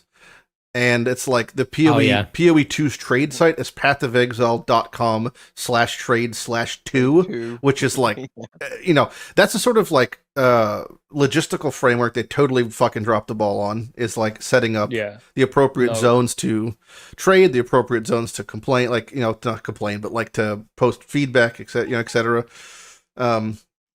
Because you're just going to get a lot of the wrong audiences in both, I feel like. So this is... it seems like definitely a missed opportunity to... Maybe that changes with time, because the PoE1 website right now is basically worthless. It just redirects to the... Or PoE2 website redirects to the first one. Yeah, I'm really surprised how useless that PoE2 website is. Like, yeah, just marketing-wise, it's a huge mistake, isn't it? Like, that site is so bare. I remember it wasn't even updated after the announcement for like almost a week or something. Yeah. There's just nothing on there. And it's like the most recent thing is about a stash tab sale that doesn't apply to most of PoE2. So it's like when there's not even a fucking stash tab. It's a one screenshot, yeah. Yeah, and it's also but like there's no Waystone stash tab. There's no, you know, Rune stash tab. So it's like it's extra goofy. I don't know. Yeah, I'm so baffled that the map tab is not in PoE2. Like, I'm actually shocked. Yeah, like actually shocked. Like, how is that not a thing? I thought when I first got them, I went to there. I was like looking for it, and I was like, clearly, I'm just missing it. Right? It's in my stash. There's not even an expedition locker in the game, even though it's a main mechanic of the end game right now. You gotta find your artifacts in random tabs everywhere. Yeah. Yeah. It's weird. That's why I'm saying I don't believe it's gonna be done next year. Yeah, I feel it's gonna be a long grind to get this game done. I didn't realize how bare bones it still is until I actually got to Endgame, but it's more and more apparent, like, the deeper you go, that this is just early access. The campaign felt really good, the first 3 acts. Like, that felt nearly finished. Yeah, I still want to level characters at least to the end of Act 3. I don't know if I want to go much past that, but I think getting like a second Ascendancy in a character and like really be able to like see what their kind of identity is about has felt really, really good, and it's incentivizes me to do, especially because, like you mentioned, subsequent characters are so much easier just because of the virtue of having gold to be like, I've made my character, I walk up to the gambling vendor or walk up to the shop, buy like a full set of blues, and I'm feeling good. Like, that's, you know, that feels great. Yeah. I'm a bit worried about new characters feeling a bit boring now that we have like I have golden 4 links and everything to carry over from the other first characters. I feel like I haven't felt bored, but I will say that the friction of the first character, because I think the gem system has like such illusion of choice, and it's also incredibly limiting, especially because if I was using three skills with multiple links, it's hard to fill them to a degree, you know, with meaningful supports, especially because I can't use repetitious supports. Yeah, is that a problem though? I feel like it's nice to actually have to decide, do I want to put this here or there? If I'm using 3 skills that do fire damage, I can only put Fire Pen on one. That's more inclined to a decision, but it's more the fact that I think that the game encourages using multiple skill setups, and it feels limited to currently support that system, maybe. I feel like it's mostly early access thing. I think it's just not enough supports in the game right now. If we get like, let's say 15 more supports, it's like, that's not a problem. And I feel like, there's other balance issues coming in. Like something like Spellico is extremely powerful, right? And you always want to use it somewhere, but if you can use it anywhere, then now they have to suddenly balance each support against each other because there's no opportunity cost with them. Yep, that's fair. Otherwise, you use Melico on every spell. The for example. Yeah. What do you think of the new aura system with the spirit gems? Are you a fan of that? It's nice. I just wish I had way more options. Yeah. It's like I don't even have things to put into my spirit anymore. But if I get any more at this point, there's so many options yet. But there will be a lot more inherently by doing getting to match. 100. 100. Okay. 100 in the campaign. Yeah. And there's I think most things are either 60 or 30 for reservation. 30, 60, and then 100 for the highest tier ones. What are the high tier ones that take 100? 'Cause I haven't used any of those. Cast on crits. Okay. So cast on crit and cast on dodge roll comes to mind. I think that's the only two I remember. Yeah. There might be some high tier ones that only need 60 as well that they unlock when you get the spirit for the third time. Because every time you finish the spirit 100 quest as well. Mm. Yeah. Could be, yeah. Yeah, I think I like the system. Yeah, I think I think overall it feels feels good. The spirit ones are oftentimes a lot more interchangeable, right? Like if I'm playing a caster build, I mostly take from the Sorg, for example, in terms of active skills. Yeah. I don't feel like I mix other skills in very often, but the spirit skills you kind of choose from the whole collection oftentimes, and I oftentimes find myself using different classes spirit gems at least. So when there's more classes released, we're going to have way more options when it comes to the spirit gems, I'm sure. The impact of spirit gems also has been, for me, the bingle.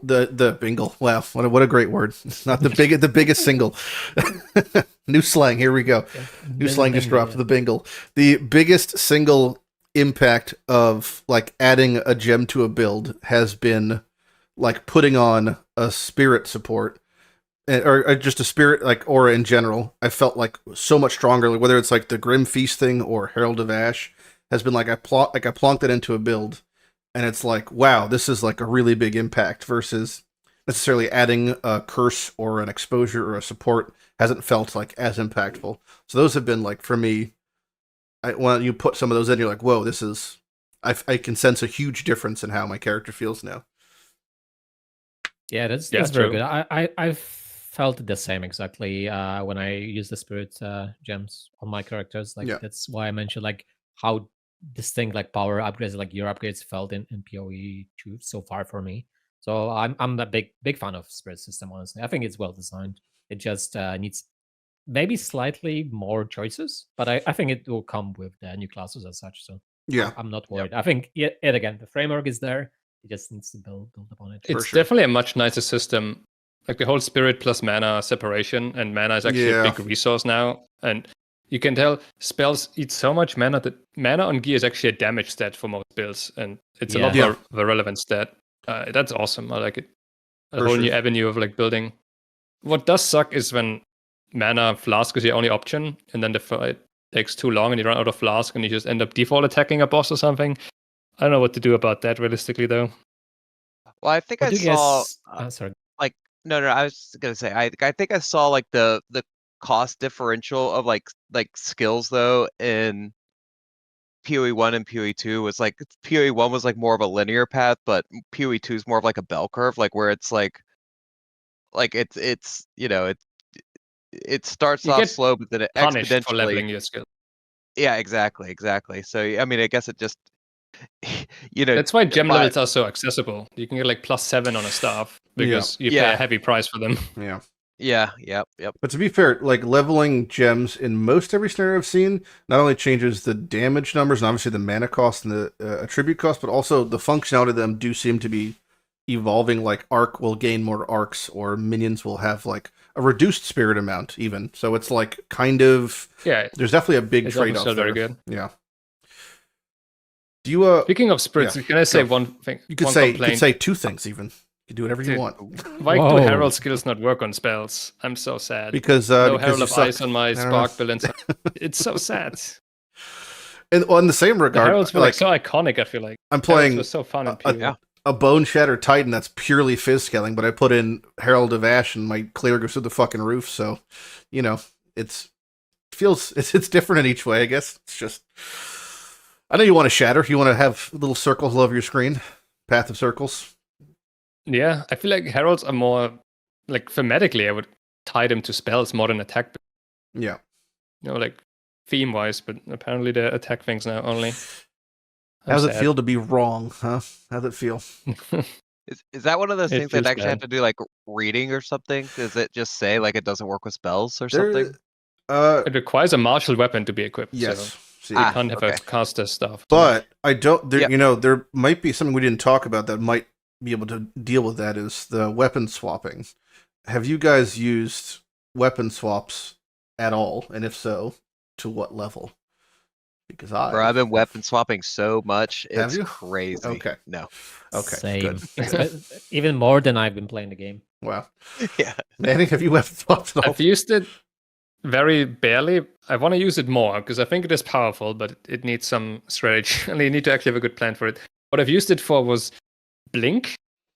Yeah. Blink is awesome for backtracking and going over cliffs. So you can have Blink only active on your second weapon. So as soon as you click X to weapon swap, you can now blink with dodge roll. And then as soon as you use your main skill again, it will automatically swap back. Yeah. So that's pretty convenient and nice. That's pretty much the... Well, I also use weapon swap to use the staff skill called Sigil of Power. You only gain it from a staff implicit. So if I want to use it on my one-handed wand build, I have to have one of those staves in my Does it offhand and places weapon like swap it automatically. puts the sigil on the ground like original sigil of power? Yeah, it's pretty much like Power of Exile 1's When Sigil you of Power. It's swap just... back, does it not despawn because you no longer have the No, skill? it stays. Like that's the Yeah. intended thing to do. Yeah, Yeah. Like, No, that's it's good. encouraged to do stuff like that. Got It it. definitely stays. Understood. Yeah, It I've definitely stays, I've not messed with it at all. And to be fair, I've had all the tutorials on, and I don't really think it's taught me about it like naturally. There's like the tutorial in PoE2 is way better in PoE1. Same with the clarity of tags and be able to open up the different glossaries and look at all that stuff. For sure. But it's still like super rudimentary compared to like a you know, like a AAA title, etc. Like to be able to really have the base understanding, because that to me isn't like an endgame function that, you know, you're gonna learn about later as much as like it's presented to you quite early on. You have access to it, and there wasn't much for guiding. There wasn't much guidance there, you know. Same thing with like a lot of like not to interrupt, but like a lot of little things as far as like unticking to show all supports, or even having like attack in place as melee. Like those are like really, really hidden. I feel like because like a lot of the UI in PoE2 is really still, I think, super convoluted. Like a lot of gray on gray text. Like even reading like where tiers are on items. Like if you hold Alt, where it says tier, like prefix suffix and like the tiers, that sort of stuff is like a gray on a black background, and like really the clarity is quite low. I didn't even see it until my chat pointed it out. Yeah, I was complaining that it isn't there when it was. well, that's what I put. So if like you know, we even knew where to look and we didn't see it, so it's like okay. Yeah. So why the hell did they revert the tiers? You know, like, I just really don't know. I agree. just don't. Someone mentioned in chat, they're like, why even reinvent that wheel? There's no point. I guess for a new player, they see like 8 is higher than 7, so it's better. But well, to that point, there is no way. Even when a rare drops and it has like a tier 5 on it, I didn't know what that meant. I had no idea what the fuck that was talking about. I still don't know exactly what it means. Yeah, I think it cuts out anything below tier 5, right? I think that's what it was, but I had no way of knowing. But there are mods that only have like 2 tiers, right? Or 3 tiers. I guess. So what even happens? Can't they roll it all? I don't know. Yeah. I had the same kind of feelings that I think everyone on this call had, but I guess the counter argument that I got from other calls whenever I had that stance was that not that they are going to make so many more tiers of but it would be easier to add like the next tier would be from like a 9 to a 10. That's true, like a 4. That was like the counter argument, because I was the same way. Like, why the fuck would we reverse this? It doesn't. I don't get it. But the thought to be able to forward plan new tiers of weapon damage, when they need to give the game a buff, would be easier to do versus the other way. It makes sense. I don't know, man. I feel like it would be really easy to like just rebalance it, like cut tier at the bottom and like rebalance it a bit. Like it's kind of the same thing. Yeah. Then adding another tier. But you just need to see how high it push goes. it down. Like, well, no, what Legi's saying is you just if 8's the new bottom, you could just make 9 the bottom and shift it down 1. It's functionally the same. Yeah, exactly. Thing. Yeah, exactly. So if it's 1, you always know it's the best, or like 0 Yeah. is the best, or like Because something. in that way, you were correct that the what is the best will never change being T1, but now what is the best will change if they add more tiers. So it's actually more learning eventually by doing it like this. Because then the closer you are to 1, the closer you are to what would be the best. But it doesn't matter. They've I mean, they've done. they could do like X out of X, like let's say like 1 out of 7, or like something Sure. like that. So we know how many tiers there are. But like That'd be now good it's in like general. tier Yeah. 5. Who knows what that is?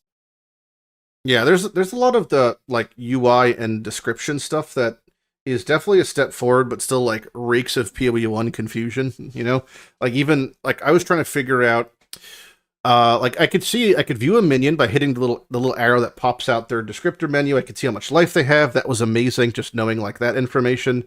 But I have it hooked up to minion instability. And then I'm just trying. Now I have to like, well, how much damage does that do? Well, it doesn't actually say. I have to do the math on it. Okay, well, how much damage does Infernal Legion do? Well, it's a different percentage of that same value. So it's like, I wish that they just displayed that sort of stuff, because there's some of the supports that do damage. There's not ways to pop them out specifically, and they're just kind of typically added on in the miscellaneous section of a skill. So it was there's definitely still some information to be, I think, displayed for some of those things, but that could come with time. Do we is there anything specific you guys want to talk about before should we move to the Q&A stuff? This is probably wouldn't draw up a big conversation, but I will say one thing I really do like about PoE2 is the damage numbers in the top right of the boss. I think that's it's nice. It's nice. Feels good. I would like to have the second I saw that in the reveal trailer, I was like, ooh, could we get a dummy in town or something so we could like test supports? That'd be really cool to have. I could see that being a sweet $20 MTX they sell as a dummy. I mean, right? there was literally a conversation in the Ziz interview about the dummy, right? Like, then Jonathan said, like, oh, we tried so many things, we like didn't know how to set up the dummy, and like literally Ziz said exactly what everyone kind of thinks about the dummy. Just give us a dummy without any armor, because Jonathan was like saying, just 0. What kind of armor are you, etc. Like, don't overcomplicate it. Just give us something so we can test something, right? Yeah, because I think what's the problem? If their pushback is they don't understand how to scale it to appropriate levels of gameplay, that's irrelevant for what we're requesting. We're just simply asking, if I swap in a support, does the number go up or down? That's like the type of things we want to see. Exactly. So it's like, oh, I don't need to know all that. You just make it have 0 across the board. And if I hit it and it has 1,000, but then I swap in Fire Pen, it goes to 1,100. I know that's better, possibly. Is that thing bugged? Like, literally, can I check if this thing is bugged? If does number go up even? Like, exactly. Yeah, exactly. Yeah, I'm glad he's really good with those sort of things. I'm glad he just immediately was like, well, this is the very obvious answer we're all asking for. That was very good from this part, definitely. Good. But like, I agree. I would like a training dummy to like check things. Yeah, so. Well, why don't you just use yourself? How about that? Well, Easy said about very positive. Oh no, there's no PvP enabled. Easy said about very positive thing about the damage numbers. I'm gonna say something that I would love change, since we are on the bad good stuff. Is the ascendancy thing, like the trials gonna be the trials, and like the expectation of ascendancy stuff being as hard as it is right now? Like, I don't know. I think it's super overblown. You think it's overblown? I had the worst time. Like, it's just too hard right now. The idea is fine. Yeah. And Sanctum being one option, like Sanctum as in don't get hit and losing honor, I think that's fine to have. It seems to be an alternative, and the Trial Master thing is not an alternative at all right now, because it's way too hard, and you get it like 10 levels later for whatever reason. Like, you can get your third ascendancy in Sanctum at like level 60, but for Trial Master you have to do level 75 or something. I don't know why the hell it needs a higher level, but it does right now. The intention is there's going to be 4 different. Well, it's going to be third one. Well, I think they mentioned a 4th one. Like, there's Toad is the next one, and then I thought there was another. I'm pretty sure it's a 3rd one, and then you do the endgame version of any of them to get the last one. If that's the case, then it's still, like, to your point, though, there's a bit of an illusion of choice, because you're presented to them in a linear fashion that if you... It's the same thing with, like, saying, oh, I don't want to do Sanctum. Well, so you're not just not gonna have Ascendancy in Act 2? Like, what do you that? You know, well, I'd like to do just Ultimatum. Well, then you're gonna get punished by because you have to now wait There needs to be a substantially quest longer. version of the other one too. Like if you Yeah. skip Sanctum gives you a quest version, right? To try however often you want. Yep. And if you want to do alternative, you have to get lucky and find a drop right now. Yeah. And that doesn't make sense to me, right? It should be if you get to the Trial Master place, you just get a quest token to get your first Ascendancy there at level, whatever the hell it is. Yep. And just do that instead. Like it does suck right now. Like I agree, it's an awkward situation right now. But I think the general idea of the Ascendancy instead of lab and like having the choice between the three, I think it's still awesome choice. And it gives you a tutorial to an endgame mechanic, right? Those are supposed to be alternative endgame mechanics, farming Trial Master or the Sanctum thing. And I think it's a perfect tutorial for it. It just needs to have some tuning for sure. Right, sorry, rant over. Yeah, I just really despise the like RNG factor to like do the most basic thing about the character. Like if you want to play a character that has, is the expectation to have, 2 ascending spawns to like be balanced around, or is it like 3? Like if they would say what it is, because like right now it's confusing RNG and fuck Sanctum, but round over.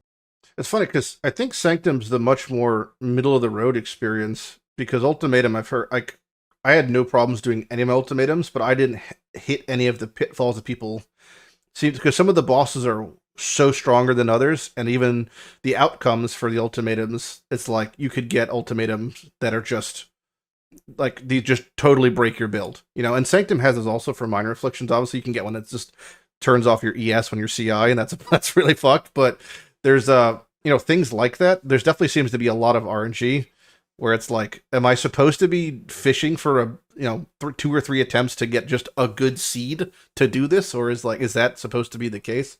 I just hate the fact that it's like such RNG fiesta is bound to like the most basic progression of the character. That's like the most annoying thing for me. Like, I literally don't want to log in because I would like to progress my character, like would like to ascend, because that's probably the expectations that I would have. I want to play this character because I had this points, right? So should I just not have that expectation? I just hate the RNG about it. I think a good thing they could do for especially the first 2 or whatever 3 ascendancies is if like it's a concern about, because you reach them at different points of the campaign, especially.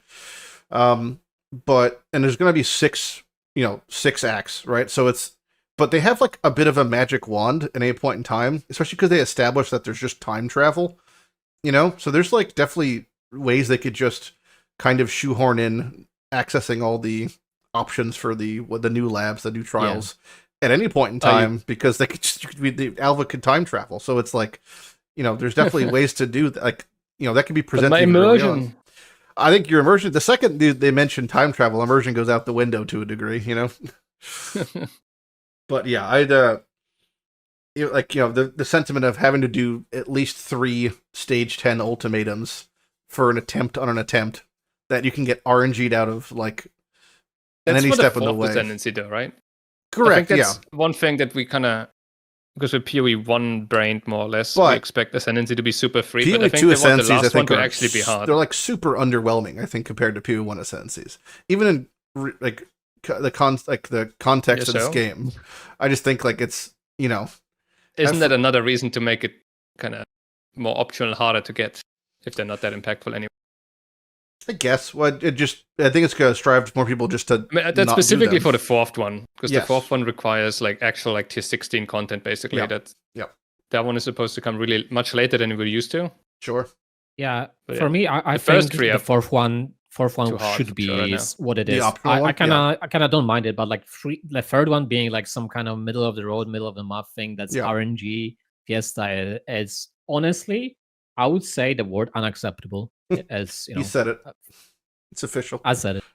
He said I think it. it's just unacceptable, honestly. I don't know. Yeah, they should change it. Like literally, they should change it. Yeah, well, maybe they will. Well, I'm curious what the third one's gonna be, other than it's like some Karui Trials of the Ancestor related thing. Surely it's not the same gameplay, right? That's loosely Toda, just like Ultimatum and Sanctum, or loosely Sanctum Ultimatum. Yeah. I don't expect the gameplay will actually be channeling totems, though. Surely. Surely. Well, Surely they we learned. haven't had to channel yet in the game, right? Well, there's some skills, but yeah. It's coming. My, it's like my biggest gripe about hearing about Toda and Sanctum specifically is historically in PoE1, those were mechanics in the game that didn't operate as the rest of the builds in the game operated. As in, like, the best Toda build wasn't the best build for doing everything else. It was a level 70 Deadeye. Or, like, the best builds, Sanctum. right? Yeah. Like, hyper niche, beyond hyper niche builds, you know? And it's like, Ultimatum kind of feels normal. Like, you go into with a normal build and you do normal things to a degree. And I think that they've definitely solved that problem with Sanctum, where it's like, when I do a Sanctum now, I don't feel like, I mean, doing it with melee feels like shit, but aside, that's just PoE, I think. But doing it with like a normal build doesn't feel like I have to have a Sanctum build necessarily, because I'm not getting, flicker striked for all my honor or like off-screened as much. It's more like on-screen mechanical things and more trap related, which I feel is definitely fine. So I have to a degree of faith that the Toda won't be the 90,000 evasion, void sphere Toda that we knew to get to 2,000 wave, whatever. It's probably going to be just a loose Toda something over playing PoE2. Yep. That's my hope. I mean, in general, yeah. the Sanctum in PoE2 is more closer to regular gameplay, I'd say, because your resistances and evasion armor, they actually, or even energy shield translates to honor. For sure, yeah. You're not just going to play some glass cannon there. You actually, like, tanky builds get rewarded. Yep, that's my point. Yeah, it's just you don't have to build something specific to appropriately engage with that mechanic. You could just have your good. But build. It's still vastly easier on some builds than others, though. Sure, yeah. That's just. But you're not going to see. That's why you have different options, right? It's the idea that you can, if your build's really bad at one, you do the other one twice. Yep. I hope they get that right and eventually works. Because current state, like Legi said, is pretty pain right now. Yeah. For a lot of builds. Yeah. Fair. Do we want anything else you want to talk about, or should we go to the Q&A? Because I'm sure that'll lead to a bunch of stuff. I'm ready. He's ready. I'm ready. All right. Let's do it. I've timed out, apparently. Oh boy, that's a lot of questions. Why is there no dark mode for this website? What does dark mode look like? Amazing. All right, cool. Okay, so they're sorted by votes. So these questions are going to be half cooked. Keep that in mind. The first question's about asking if we're excited about a Super Mario 64 ROM hack returning to Yoshi's Island. Anybody? No, I'm not. No? Easy? I'm extremely excited. Okay, Legi loves it. Legi's a big fan about Super Mario ROM hacks. Next question is, where do you see Path of Exile franchise in 5 to 10 years? Card game? It's going to be a chip in our mind that Elon's going to put there. That's going to be a card mobile game is coming in 8 years from now, when nobody uses mobile phones anymore. I mean, at this pacing, you would expect a PoE 3 in 10 years. That's what I was about to say. Yeah, PoE 3 login. Yeah. I mean, no one knows, but this game, I would say, is already talked about this successful, earlier a bit, right? Yeah. Oh, about you can see PoE1 getting phased out. Maintenance mode PoE1 ladder becoming the main reset. game. Yeah. Yeah, and then private PoE happens again. That would be cool, though. Yeah, I go ahead and phase PoE1 out so we can have private PoE servers like classic WoW servers, and just go back. Just open up Legacy League or Ritual League or something. Like snapshot at whatever point of PoE you want to play. Just toggle on Mayhem, Atlas Invasion. I want 5 Atlas bosses in every zone always. This is like, I mean, one question this kind of prompts in a way is, as of, I guess, it's hard to say as of right now, but do you see yourself liking PoE2 more than PoE1? That's a very weighted question, obviously, but absolutely. I think PoE1 is a dead game for me in like 2 years. Yeah, honestly. Yep. I think PoE1 is like not. I'm not gonna come back to it at all. If they kind of do the right stuff, yeah. If they tune in the difficulty, because I think for me right now the PoE2 is a bit too difficult and like a bit like very specific and like too like ruthless like. Yeah. Like if it would be a bit less ruthless, more like into that direction. You think so? I think they're gonna try to stay distinct, and I'll play both. You think so? That's what I'm expecting right now, but we'll have to see how the next couple patches go. Yeah. They're gonna be Yeah. I'm on important. the boat that PoE1 gonna get phased out and like it gonna like go into Diablo 2 category, being like very niche, like reset once. And with that's price where I'll per year. live. Like that's what I'm thinking is gonna I happen. like PoE1 a lot more personally, but it's really hard to say because PoE2 to me feels like a totally uncooked cake, and I'm sure it'll be tasty when it's done, but it's like so underdone for what You don't like eating raw the batter batter already? Yeah, I'm gonna go to Cold Stone. I can get a batter milkshake, and we can have a great time. Yeah, but which leads into the next question: why did PoE2 make me sad? From someone. You don't share the vision. You don't have, you've got small peep, small scope. Only. You don't have enough they forced masochism you- in you. They forced you to yeah. the Sanctum. Why It's- would you be happy? You didn't buy a high enough supported pack, I think is really what it is.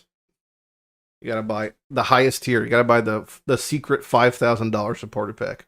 It's just, I think it's so drastically not PoE1, and that there's just a lot of pitfalls for a bad time, for sure, and I think it requires more time investment to have a better time by just how it is. So I could see it. I could see It's that just happening. more challenge and more attention required.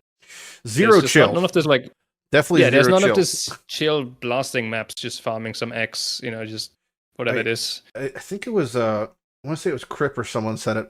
It was Crip. But it was, well, the other quote is something like, I don't think PoE2 is at all difficult, but it requires 100% of my attention. Because if I don't pay attention, I'm going to die. But it's not hard when I'm playing it. It's just... I see what he means. Yeah. Like just one death effects and shit like that. Yeah. We just have to constantly pay attention. That could definitely be construed as a very draining experience, which could lead to it being sad, Like it could suck it out of you for sure. But yeah. I have to say, not many games make me mad nowadays, but PoE2 on the fix made me mad. Like actually I just... Do you I'll feel defer. like the Like, death is not like your fault in that way? Like it's like there's nothing I could have done to prevent this, or like this was like a cheap death kind of? I felt that in that moment that I died to on the fix while having my rest capped, like running towards loot. Yeah. We've been there. Like we've been there in PoE1 like 3 years ago. And why are we here right now? Yeah. Like that's my feeling about it. Why are we here right now? Yeah. It shouldn't be the case. So why it made me feel Because there's sad. so many new players that haven't experienced the pain yet. They have to they go gotta through the same my process. share the load, Mr. Frodo. I see now. That's where I don't know. I do think like the treating of PoE2 players like PoE1 players is not going to fly as much, and then you're going to see, obviously, but you're going to see a stark drop off in player base because like that sort of shit just will not be gobbled up by, I think, a lot of people that we're used to gobbling shit to a degree. It'll be harder for like people to gobble the shit, We're like full to the brim over here, but Yeah, we're beating professional dogs. shit gobblers, by the way. True. Next question is, how do you feel about the mods being swapped? We talked about that already. Stupid question. We already answered it. I know it's probably asked way before this, but that's fine. How am I supposed to ascend through Sanctum on my Thorns build? Great question. Very Great carefully. You wait till level 38 and Yes. ascend twice there. Yeah. I mean, I'll promote a different streamer. Sorry, Lighty, and sorry everyone. You just have to watch Simpler Business to like see how to master the thorns. Is he playing a Thorns build? Is there even He did support play for Thorns? Like, is there? He did play thorns to like Act 3, I think, like for a couple of days. And, Yikes. Is it yeah, is it no more than went just? as Is there tree support for Thorns? Like, how do you even? no, I don't know. Like I tuned in and it went as expected. Let's put it that way. Okay, so he just sat there, just dying slowly, and that was basically everything died around him eventually. Good. It was great. God bless. God Amazing. bless. Shouts out to that guy when his Thorns built. Thoughts about no mana or life on tree? There is some mana on life on tree. I think it's good. Yeah. Big W. Yeah. Picking I up think life it's nodes good. is just boring. It's I mean, true. obviously, the game needs balance around that. But Yeah. and by extension, that's why I find like seeing 15% life as an ascendancy boring. It's like that just doesn't get me hard, I need to be full mathed. But yeah, there's definitely life and mana regen, and a lot of that's definitely is needed, especially the mana regen. I feel like is Mana region is really just DPS a lot of the time. I do feel like the tree for me in general is pretty boring, because I think that most of the notables are just bigger versions of the nodes leading up to them, which is a little bit whatever to me. And I find myself like, PoE1. I find myself just not so much pathing, maybe. It's really weird, makes it sound weird, but not pathing so experimentally or like whimsically. I'm just kind of like, how many notables can I grab for the least amount of points that are remotely relevant? Because it all feels like I'm just racing to the best notables. But I guess that's kind of the same as PoE1. But there's definitely a lot of illusion of choice. Like, people look at the PoE true tree and it's like, wow, that's a web of chaos, right? But if you're playing a lightning, sorcerer that uses mana, they're probably 90% of the tree is gone for you instantly. And I mean, that's the same in PoE1, though. Yeah, that's not a PoE2. Yeah. No, you can't it's not blame exclusive. PoE2 for that, I blame Easy for that. Like, every right side tree on my PoE1 looks the same. Yep. Yeah. I don't think you can escape that in game like Path of Exile. I think that's kind of the problem that's like really unsolvable. So I think like illusion of choice is always going to be there, and for sure. I think what solves that is gear. I think like gear, and that's what we are playing for, really. Yeah. And gear will fix a lot of things. I like that a lot about that. Like, the gear is by far the most impactful thing in PoE2, which should be what we grind for, because it's grinding gear games, the game in which we grind for gear. It makes sense that gear is the number one thing now. And I think it's like very apparent compared to PoE1. Like, yeah, obviously in PoE1 we have like years of building upon like the PoE1 framework, and like there's cluster jewels, like unique cluster jewels, stuff like that. And obviously in PoE2 something gonna happen as well in that regard. But honestly, I think complaining about like tree being blunt, in my opinion, it's like unwarranted, and it's always gonna be like that. So I think like tree being bare bones is correct. At least how I think about it. I feel like there's too many nodes that just kind of say you have 20% increased damage or something. On the notables even. I'm like, that's kind of boring. I mean, they're doing a lot of downside nodes too. I don't like some of those are fucking crazy. Like the 5% less movement speed one for life regenerable stationary can eat my ass. There's no who is actually grabbing that. I don't even know. That's for the Fawns build. I'm standing still and being slow. Why do you hate me? But that'll all come with. I think that'll get balanced. But that also is like that's the PoE2 expression. Is that simpler look has been extremely prevalent in the Ascendancies, where you'll have.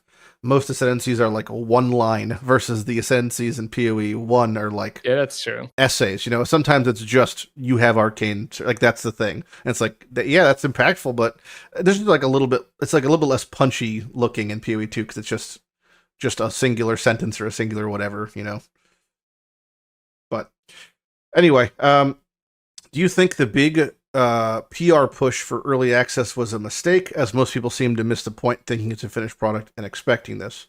I don't think it's as a mistake as much of maybe just miscommunication. I think historically there's been a big disconnect amongst the different departments in GGG, and I think that the hyper-aggressive PR push, which definitely was apparent. I mean, between them, people going on podcasts, sending EA keys and the puzzle boxes to people, like this huge PR push. As an early access, there's a portion of people just aren't going to get its EA. That's without question, or like what that necessarily means. But it's the same way that I think that Jonathan was like a little bit flabbergasted and pushing for over $1 million on servers. Was like maybe it was just the PR department wasn't communicating effectively in the same way. Like, we're going to have a lot of people, way more than you actually ever wanted. There's just like it's a lot going on. So I don't know if it was a mistake, but I would say they were mostly not a mistake for them, right? No, well, what's the downside? A ton of money from it. Why make that money only in a year from now when they release? Make it now. For them, it was the right choice for sure. I think it was a huge success. Yeah. Do you feel that GGG should prioritize Endgame over campaign for EA, considering Jonathan said Endgame was made in roughly 6 months? There was some stat I saw on Steam. I don't know if it's still the same, but it was something like 90-something% of players haven't reached maps yet. So, which I'm not surprised about necessarily. And that's like roughly half the numbers of the overall player base. Is like Steam's like kind of a I'm sure a lot of half the people are thing. just not interested in really grinding the end Sure. game in Yeah, early yeah. access. They just want to check out the game and come back when it's polished. Yeah, the first getting 2 maps, I think, has always been and should be the most important experience, because I think if most people get to maps, they're probably way more likely to play for a longer period of time. But because you want to get people hooked, I think is a big part of it. I feel like Yeah, the I end agree game with could that. have needed some more polish, some more time. Yeah. Like it honestly makes a bad impression on people that like it might scare people away when they see the current state of maps. It could be better. It could be a lot better. I mean, the thing is though, like there shouldn't, like there was supposed to be no end game at all, like in EA. Like that's what they went for. Yeah, but like so, that's like what I'm saying. Wouldn't it be better to bring the good thing and not some half cooked thing that just like there might be a new guy coming in and this is the mapping I heard so much about, and then it's just not that deep right now. It's kind of shallow, and then he dies 3 times on a death effect and just says, "Fuck this." I don't know. Maybe I'm making things up. yeah, I hear what you are saying, Manny. I could agree with that, but I think It's the first impression Endgame- matters so much. it does. Yeah, I mean that's pretty much what Chris was saying, that they want to do a reset on the first impression about PoE2, right? Yeah. When that's why they went for the new game. So maybe you are right on that front. But like for me, I felt like the mapping being there versus not being there at all, it's still a positive, even though it's like kind of half cooked, and it's just the balancing and like the ancillary thing around the mapping itself is the problem for me, at least. That could be changed rather easily, in my opinion. But I think the mapping itself, a system, even though I only say that I did like tier 11 maps a bit and didn't grind it. It still was very fun, in my opinion, except that, dying to garbage. I think that someone who gets to maps and is a little bit disappointed with the state of it is more likely to come back, though, than someone who plays for an hour and has a terrible time. So I think that in that way, I think the prioritizing the beginning is more important. Sure. Yeah. I'm just thinking of like having an act game versus not having anything at all. Like if it just was like acts and that's it for now. Yeah. And then you go for a new character. Yeah. I think that would be worse. At least that's what I think. I think people would just get bored with like re-leveling new characters. Like, oh, what do I do next? I can't even. Yeah, try. if there even if it's shallow, if there wasn't an end game, I definitely wouldn't have played a second playthrough in us. Yeah. Like I wouldn't have swapped SSF like playthrough to like get to the point to be able to grind, even if it's gonna be not fun. Agreed. Sure. What is speaking of that, Easy, what's your opinion on time zones? It's at Eastern time zone's the best. I don't know. Sure. Yeah, that's my opinion on time zones. Good. Legi? Time zones are pretty good. Manny? We don't have those here. It's just one time zone in my country. Too small. Too small country. Doesn't exist. Well, Manny, to that point, what do you think GGG's priority should be going forward, whether it's skill balance, loot, or whatever? I mean, I would like to do them, as I said earlier, like weekly patches or something, where they collect, whatever they worked on and then push out like a new patch every week or two. So, because I feel like that could make people come back too. Yeah. That gave up for now on the early access, and then there's like a big patch that brings a bunch of new balance, maybe a new endgame mechanic, and maybe a new class at some point as well. It just revitalizes the game every week or two. I would like to see that. Yep. Because this early access will go forever without a league, right? Without a reset. We're not going to have PoE1 league even for another 2.5 months. I hope they create some hype for people to keep playing this and come back to this. I agree. I can agree with that, because like I've been playing mostly a different game before PoE2 release, and that's kind of the approach they were doing, even though that obviously the product is a bit less released, but like they did push like some kind of balance patch, like aggressive balance patches, aggressive like content patches every week or two, and it kind of does do exactly what mine said. It kind of changes the game, revitalize the game, even though like, obviously it's like less moving parts, because because is a simpler game in that sense, even though it's still similar in a way. I'm talking about the Bazaar, that game, and it does exactly that. Like the kind of scheduled content drops, like people get excited about. To your point, one thing they haven't actually shown that I think would be really helpful maybe is like a roadmap, like a much more distinct roadmap over the next chunk of time. Which is like, I'm sure it's coming. It's really anomalous to not have a well-defined one given where we're at. I think other games of remotely this size that's coming soon. Yeah, that'd be good to see. There's nothing more to say, but I think it'd be very helpful for some clarity. I think we should have a roadmap. I wholeheartedly agree with you. As big of a company GGG is, there needs to be a roadmap if they are, I mean, we're talking about like 6 months minimum, right? Like a year, if not longer. 6 years, yeah. There needs to be some structure for sure. 16 years. Coming soon, TM. Yeah, right after the Super Mario 64 ROM hack. Yeah. How do you feel about the no way to de-level gems? I had to farm Act 2 for a level 8 Spirit Gem.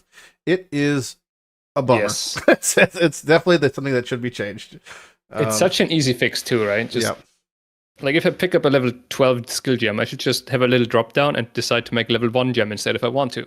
Like, with how aggressive the mana is and like how it's balanced, like how scarce the gems are in a sense, or like that should be a choice. I mean, it's kind of dumb.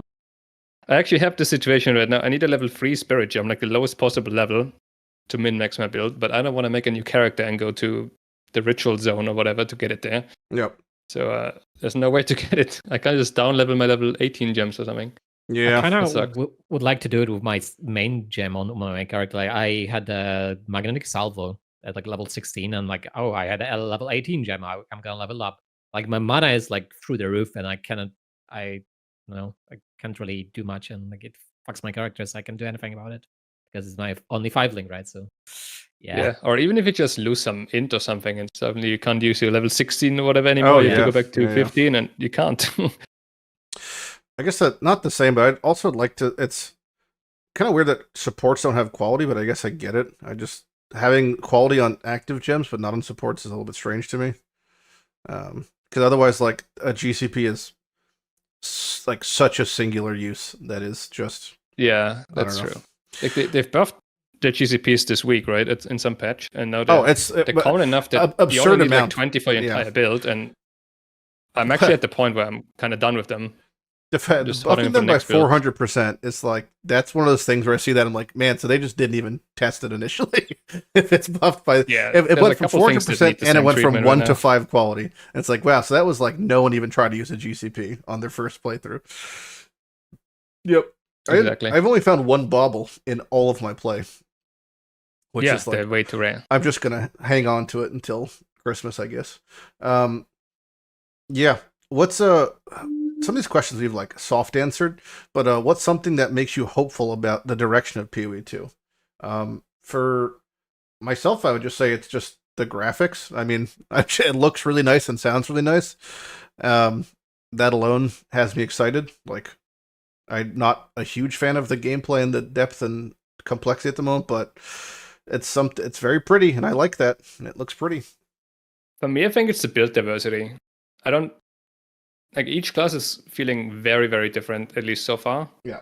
When in PoE1, even though we had a lot of different builds, it doesn't matter if I play a lightning strike claw build or like a bow build, they had like the same tree, the same playstyle. Mm-hmm. It was so similar, right? Yeah. Where here, I feel like if I play a different class next league, my whole tree, my whole gear, my whole gems, everything feels very different, the playstyle. So just cycling through these like 32 classes is going to be so much replayability. Yeah. That's what I'm most excited about, really. Yeah, I guess kind of like Oh, go ahead. Go on, easy. No, I didn't have much. Just like how you kind of also like landlock the skills behind weapon-based types, right? To kind of prevent that a little bit. Yeah. Maybe. Yeah. What for me would be also like the variety of playstyles and like that feels things are not feeling the same. Like that is, and as I mentioned before, the entire gameplay framework I think is very solid. So I'm just excited to see more with different balance. And like if the balance is a bit different, I'm gonna get hooked. So I'm really excited. Anyway. What zone do you think has the best art, like visuals, atmosphere, etc.? For me, it's Act 1. Ooh. I think I like the most. Like the kind of, not say like a low fantasy, kind of vibes. How about you guys?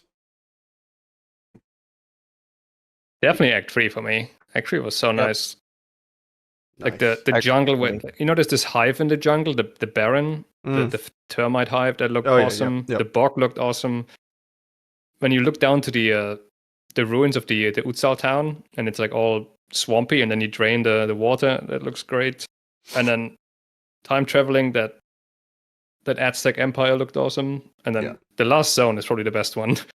This fucking lab with like electricity and everything going on there. Yeah.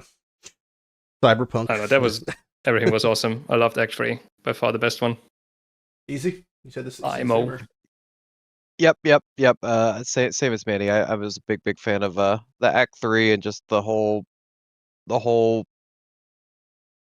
experience, I guess, behind it. I hated Act 2, even though that wasn't the question. I was not a fan of Act 2 though. No, it reminded me of playing D3 in Act 2 where I'm just dying to fucking bees and stuff. Yeah. But, nice. Which one would you like? Which one do you like the best? I'm on the Lighty train. I loved Act 1. Oh yeah. It's like Act 1 was so nice, like so climatic. I mean, I didn't mind Act 3. Act 3 had a lot of variety because it was a big act. But this entire train travel thing, like, just killed the vibe for me, sadly. I just hated it. But yeah, Act 1, like fighting the count or whatever, like Jane or at the end was so great. I loved it. Hard tangent, and maybe Manni can answer this the best, but how strong is rarity on gear? I've heard it's quite good. Really, really good, yeah. It makes currency better, and your rares are better because they roll these like tier 2, tier 3 more often. So they're well rolled, more uniques. Yeah, it's amazing. The problem is that the game's in a challenging state where, like, especially SSF gearing, it's so hard to even fit any rarity in. Like, it's either rarity or I run on negative res, Yeah. So until much later, when you actually have Groot gear, it's really hard to fit rarity in without sacrificing defenses, because dying is very bad. Yeah. Not fun and frustrating, so gotta avoid dying, and it's hard to fit rarity in, but it's really good. What do you, kind of related to the previous question, what was your favorite boss fight so far? And guess we'll keep the question constrained to the pre-mapping, because not everyone's maybe reached the pinnacle stuff, but what is everyone's favorite boss? We'll start with easy. What's your favorite boss fight in the campaign? Honestly, I mean, I don't think I had a particular favorite, to be honest. I mean, I thoroughly enjoyed them all. Again, I'll go a negative take. I hated the first act boss. that would, I don't have a favorite, but I have a least favorite. That's fair. First playthrough, first time, like without like knowing the skills and gear and stuff. I think Manny said he died like 2 or 3 times. I want to say it took me like an hour and I died like 20 times. Yeah. I spent an hour on it too, I think. Okay, yeah. Because every time you die, you die in the last 2%, right? Always at the very end. Yep. Yes. Sorry, yeah, no answer. I don't really have a favorite, but I definitely have a least favorite. That's fair. The question has evolved. Legi, what is your favorite and your least favorite boss fight in the campaign? I actually have 2 least favorite ones. So we're gonna skip the favorite and just do 2 least favorites. Yeah. All right, fine. You asked a bad question. Fair enough. Yeah, like I hated the Colossus guy, like the one in the cave and the whatever in the Titans, like the guy with the dagger. I absolutely hated that guy. Like the hitbox was so. I was gonna say the wrist hitbox was definitely. I just wanted to die. So. Yeah, the character always misses, like shoots a different way. Yeah, like I don't know, like I hated that guy a lot, and I kind of didn't like the guy in Act 2, the one in the middle. Even though like I love how like visuals it, but like it's just the hitboxes it's annoying me. I would say the favorite one is the easiest least favorite one. I love the Act 1, like entire Act 1, and the wolf guy was so good. I think I'll do one favorite and then a least favorite, I guess. My least favorite's probably it would be the colossal Titan, because I do think his hitbox is just drastically bugged. But aside from that, maybe the Act 2 final boss, I felt like it was just, and none of these I really had a hard time with. It was just like there's so many little moving parts, and I feel like on most every build, I just had so little sustain and survivability that just getting constantly, like, it was like death by 1,000 paper cuts on that Act 2 boss. It was just like, ugh, I have to, like, playing melee, I think I had a 3-second window of attacking every 20 seconds or something. It was just such a bummer. I was like, oh, okay, fine. And then my favorite boss, I want to say I really liked Doriani visually. He's just, like, cool looking, although I never died. Like, it was so easy. But I really like Viper. I just think that's a cool fight because, first off, he just beats the shit out of Alva initially, and that made me happy. When you walk up, he just fucking knocks her out, and that's really funny. And then you're just surrounded by these barricades. It's like your character's getting bullied so heavily by, like, you're fighting a boss that, if you know PoE1, it's also cool to see her, like, monolith in the fight and, like, the Legion lore and all that stuff, whatever. And then just, like, all the dudes on the side just, like, stabbing you while you're trying to fight her. So I think it's just cool to see Viper. How about you, Manny? Yeah, the Viper fight is what I was gonna say, but my next favorite one visually was the Azak Bok Witch. Usually the one on the broom. Oh god, her the fucking second motorcycle phase, the boss. fire. Yeah. Yeah, the fire looks so good. I don't know what they made about that fire, but everything looks so good visually there. That was great. Like when the fire explodes and everything. My least favorite boss. Wait, I just had one, but I forgot. Oh yeah, it's the Chimera. Do you guys remember the one right before the Priorless, Oh, yeah. the second Ascendancy lab? It's just spewing ground effects everywhere, but they were always hidden in the grass. I could never see them, especially the green ground. It was a constant battle of degening to invisible degens. I didn't like that one. Yep. Yeah, there's definitely some visual clarity issues with some ground effects for sure. I really liked in the Chimera fight, though, how you could destroy the pillars he's standing on, and it does a prolonged heavy stun to him, which is really cool to see. That's something I was missing from a lot of other boss fights, was this opportunity to have more of an environmental impact or more of like a mechanical impact on the fight, like kind of where it's like in Dark Souls, you'll knock off a piece of armor on the boss, or like they're cut off their tail or something like that, and it changes like the aspect of the fight. I was looking forward to seeing more of that, and I could really see, because that's obviously it's an Act 3 fight, the Chimera. Maybe Acts 4, 5, and 6 does have more things where it's like you're engaging, with I was gonna say environment component, I wish there would be more new mechanics like introduced for bosses, because they started to eventually kind of repeat themselves as just being, as you said earlier, just dodge roll the slams and kite away and walk in a circle. It was kind of same-ish at some point. Yeah. Especially Act 2, I felt like every boss kind of played the same way. You just kind of circle them and dodge roll in the right moment, and that was it. Yeah. That's fair. Oh yeah, I completely forgot about the lady with the flamethrower. Like that fight was kind of It was like well, it's I just did that fight. I think the most confusing one was the traitor Balbala. I was so confused when I first fought him. Oh, well, you have to find he goes the invisible one, and you have to find. Yeah, that one confused the hell out of me. I could see that. Took me a while to understand it. Definitely some clarity issues, which is in line with the PoE experience, so it's overall. There's what's our take on the potential for pay-to-win elements in the game? So the only pay-to-win things I've seen in PoE1, because there are some, it's extremely niche, but it's things inextricably tied to microtransactions that offer a very minor edge or like a knowledge edge. So whether it's like knowing how much currency drops, or a flask that tells you where a boss is on screen, like that's the highlight of what we've seen, as far as, which is super limited. I don't think we're gonna get like, you pay $60 and you get a free level 70 character or anything like that. But I could see more stuff aligned to that, like where it's just like, I would like these little things to maybe be features or not be locked behind a paywall. Like having a hideout at the start of the league is not really pay to win, but like it does affect the game legally, right? So it's like kind of weird. It's like a weird gray area that I wish they wouldn't even go near, That's as far as I would say. How about you, Easy?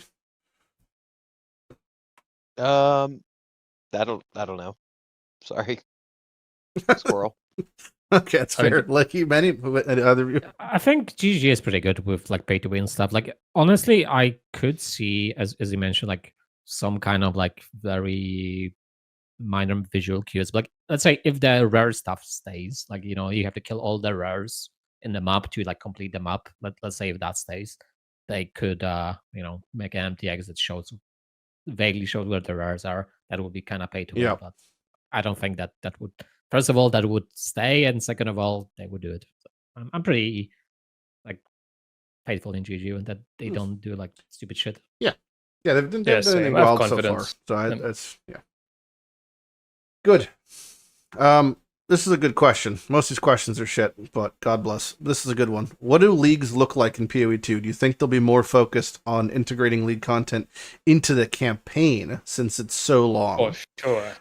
Yes, I would say. There's one of my biggest gripes about PoE1 leagues in general is that sometimes there's a league where you do not feel the impact of the league as you're progressing through it, or it's like heavily optional, in which case I know you three people, will almost always, I would say, skip a mechanic in a league to get to maps faster, which I feel like is good, smart, but bad for the game. That you shouldn't be doing that.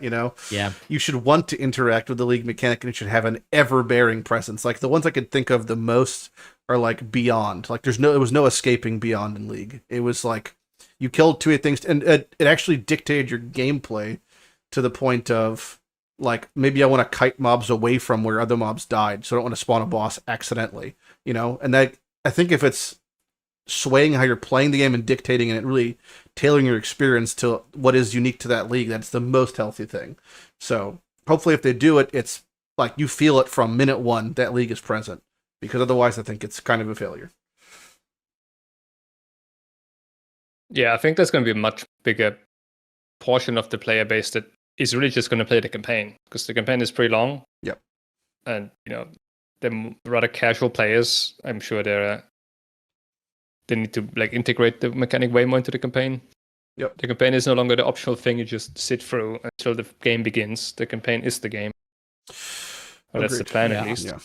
I really hope that that's going to be the case. Like as Lighty is saying, we usually skip because that's the optimal thing to do, but I kind of don't like it either. So I think if they make the league mechanic very noticeable, even overbearing, I would be in favor of that. Yeah. And Easy is cooked right now, so we're gonna leave him alone. There's a lot of other what? Easy's riding the highway right now. He's gone. Salute. It's 4:20 o'clock somewhere for him. That was a good question. What's everyone's favorite anime this season? I don't watch anime. Wow. No anime. Only gachi. Oh no. How about you, What Legi? about Arcane? Arcane's good. Arcane season 2. It's exciting. I don't know. I'll answer the question. Mine's 1,000 Year Blood War, the current season of Bleach. That's my favorite thing. I don't watch. All I watch is gacha like Manni. So the question was, I've seen feedback suggesting uniques are underwhelming. Are there any fixes that could make uniques in PoE2 more interesting? There's a weird thing with uniques in PoE2 that I've discovered, which I totally baited myself on, and that is that uniques can drop at different levels depending if for like weapons and stuff, because it's inextricably tied to where the base implicit for like the weapon drop. So like you could drop a life sprig that's level like 4, and it'll be like a level 4 mana drain, or you could drop a life sprig that's level 66 and it's level 16 mana drain, and that fucked me up because I re-rolled trying to use one. I was like, why does my life sprig look level 70? And that's cool. Really awkward.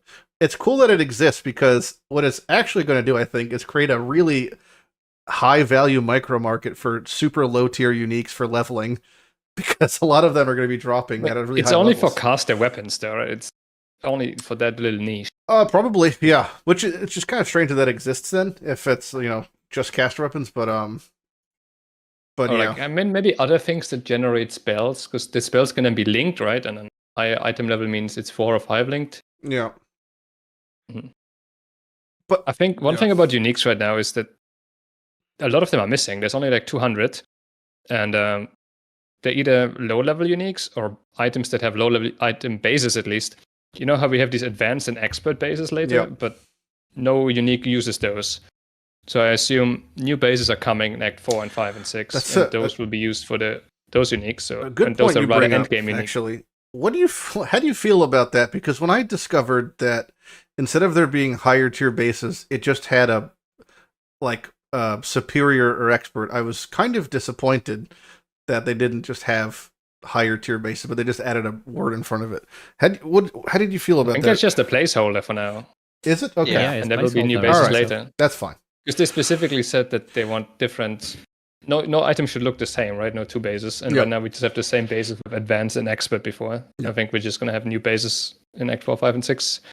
And then a lot of uniques are missing that are based off those levels. Because the uniques right now, they're either like Act 1, 2, 3 uniques or some endgame uniques that have a low tier base, but there's almost nothing in between. Yep. Yeah, I see. This is like I went into PoE2 purposely trying to go as blind as possible and know as little as possible.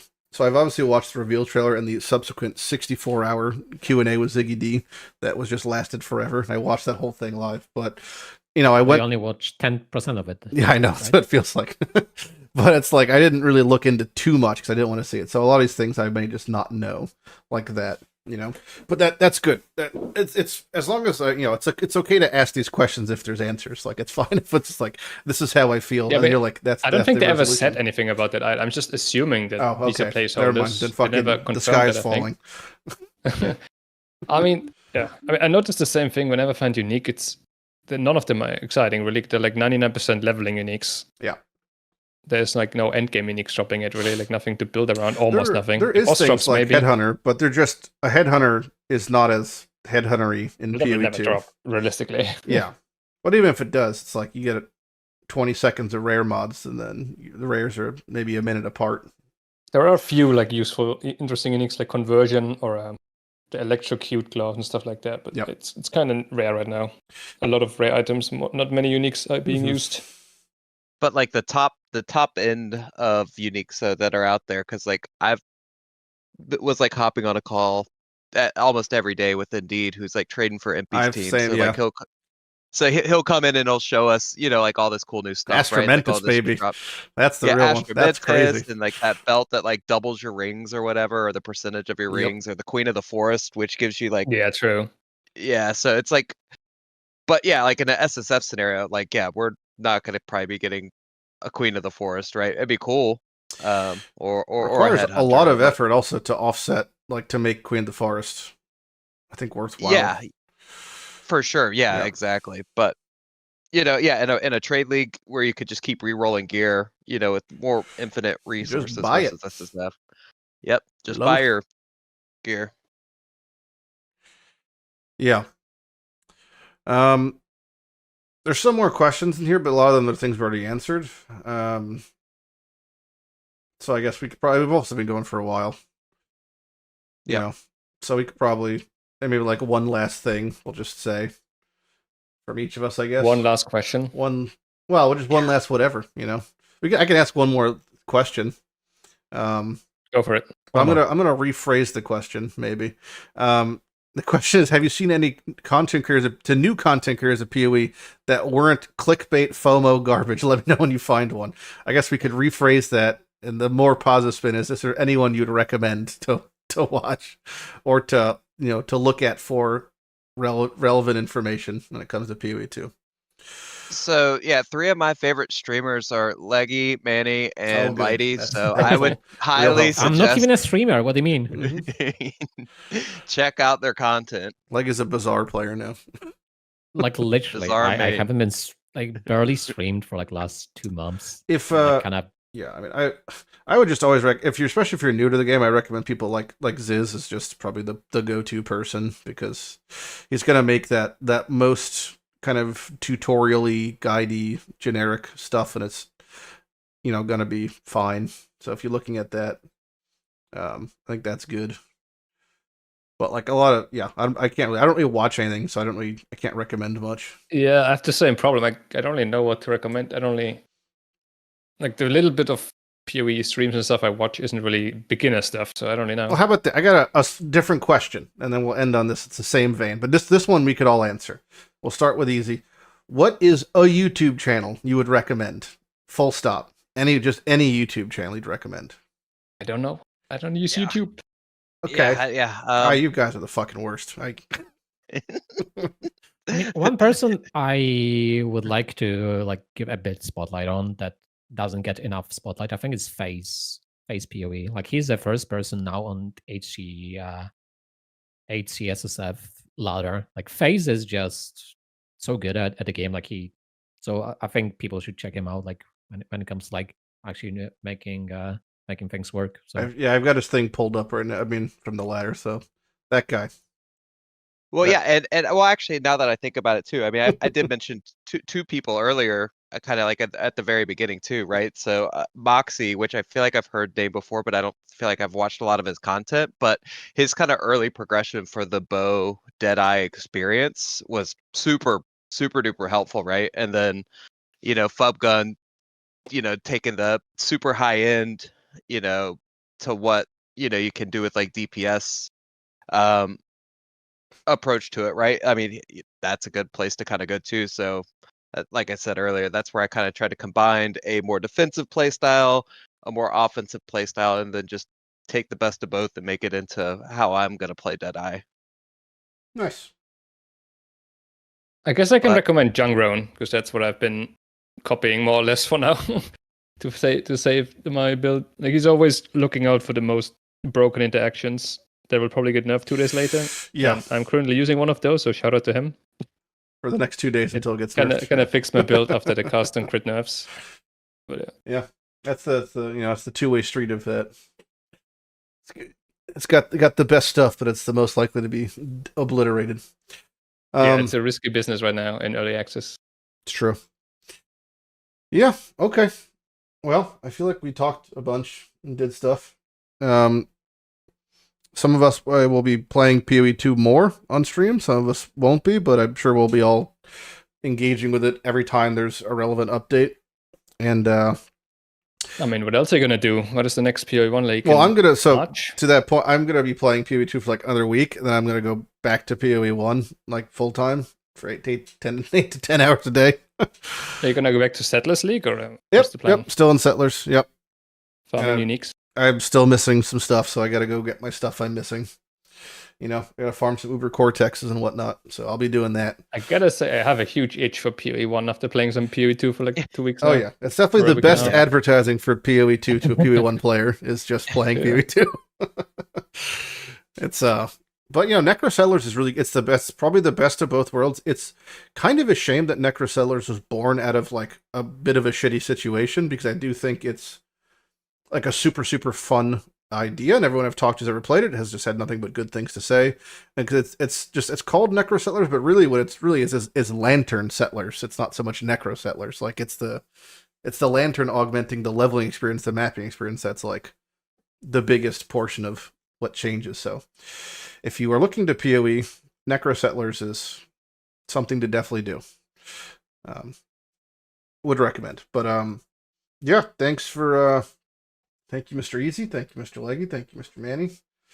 Thank you, Mr. Lighty, for hanging and talking about stuff. I feel like we weren't good talk. Super negative. I think, sure there's still going to be someone telling me to kill myself in the comments. God bless. But, that just comes with the territory. Like either you're a PoE simp or there's you just hate no middle ground. There's no in between. It's just, seems to be the case.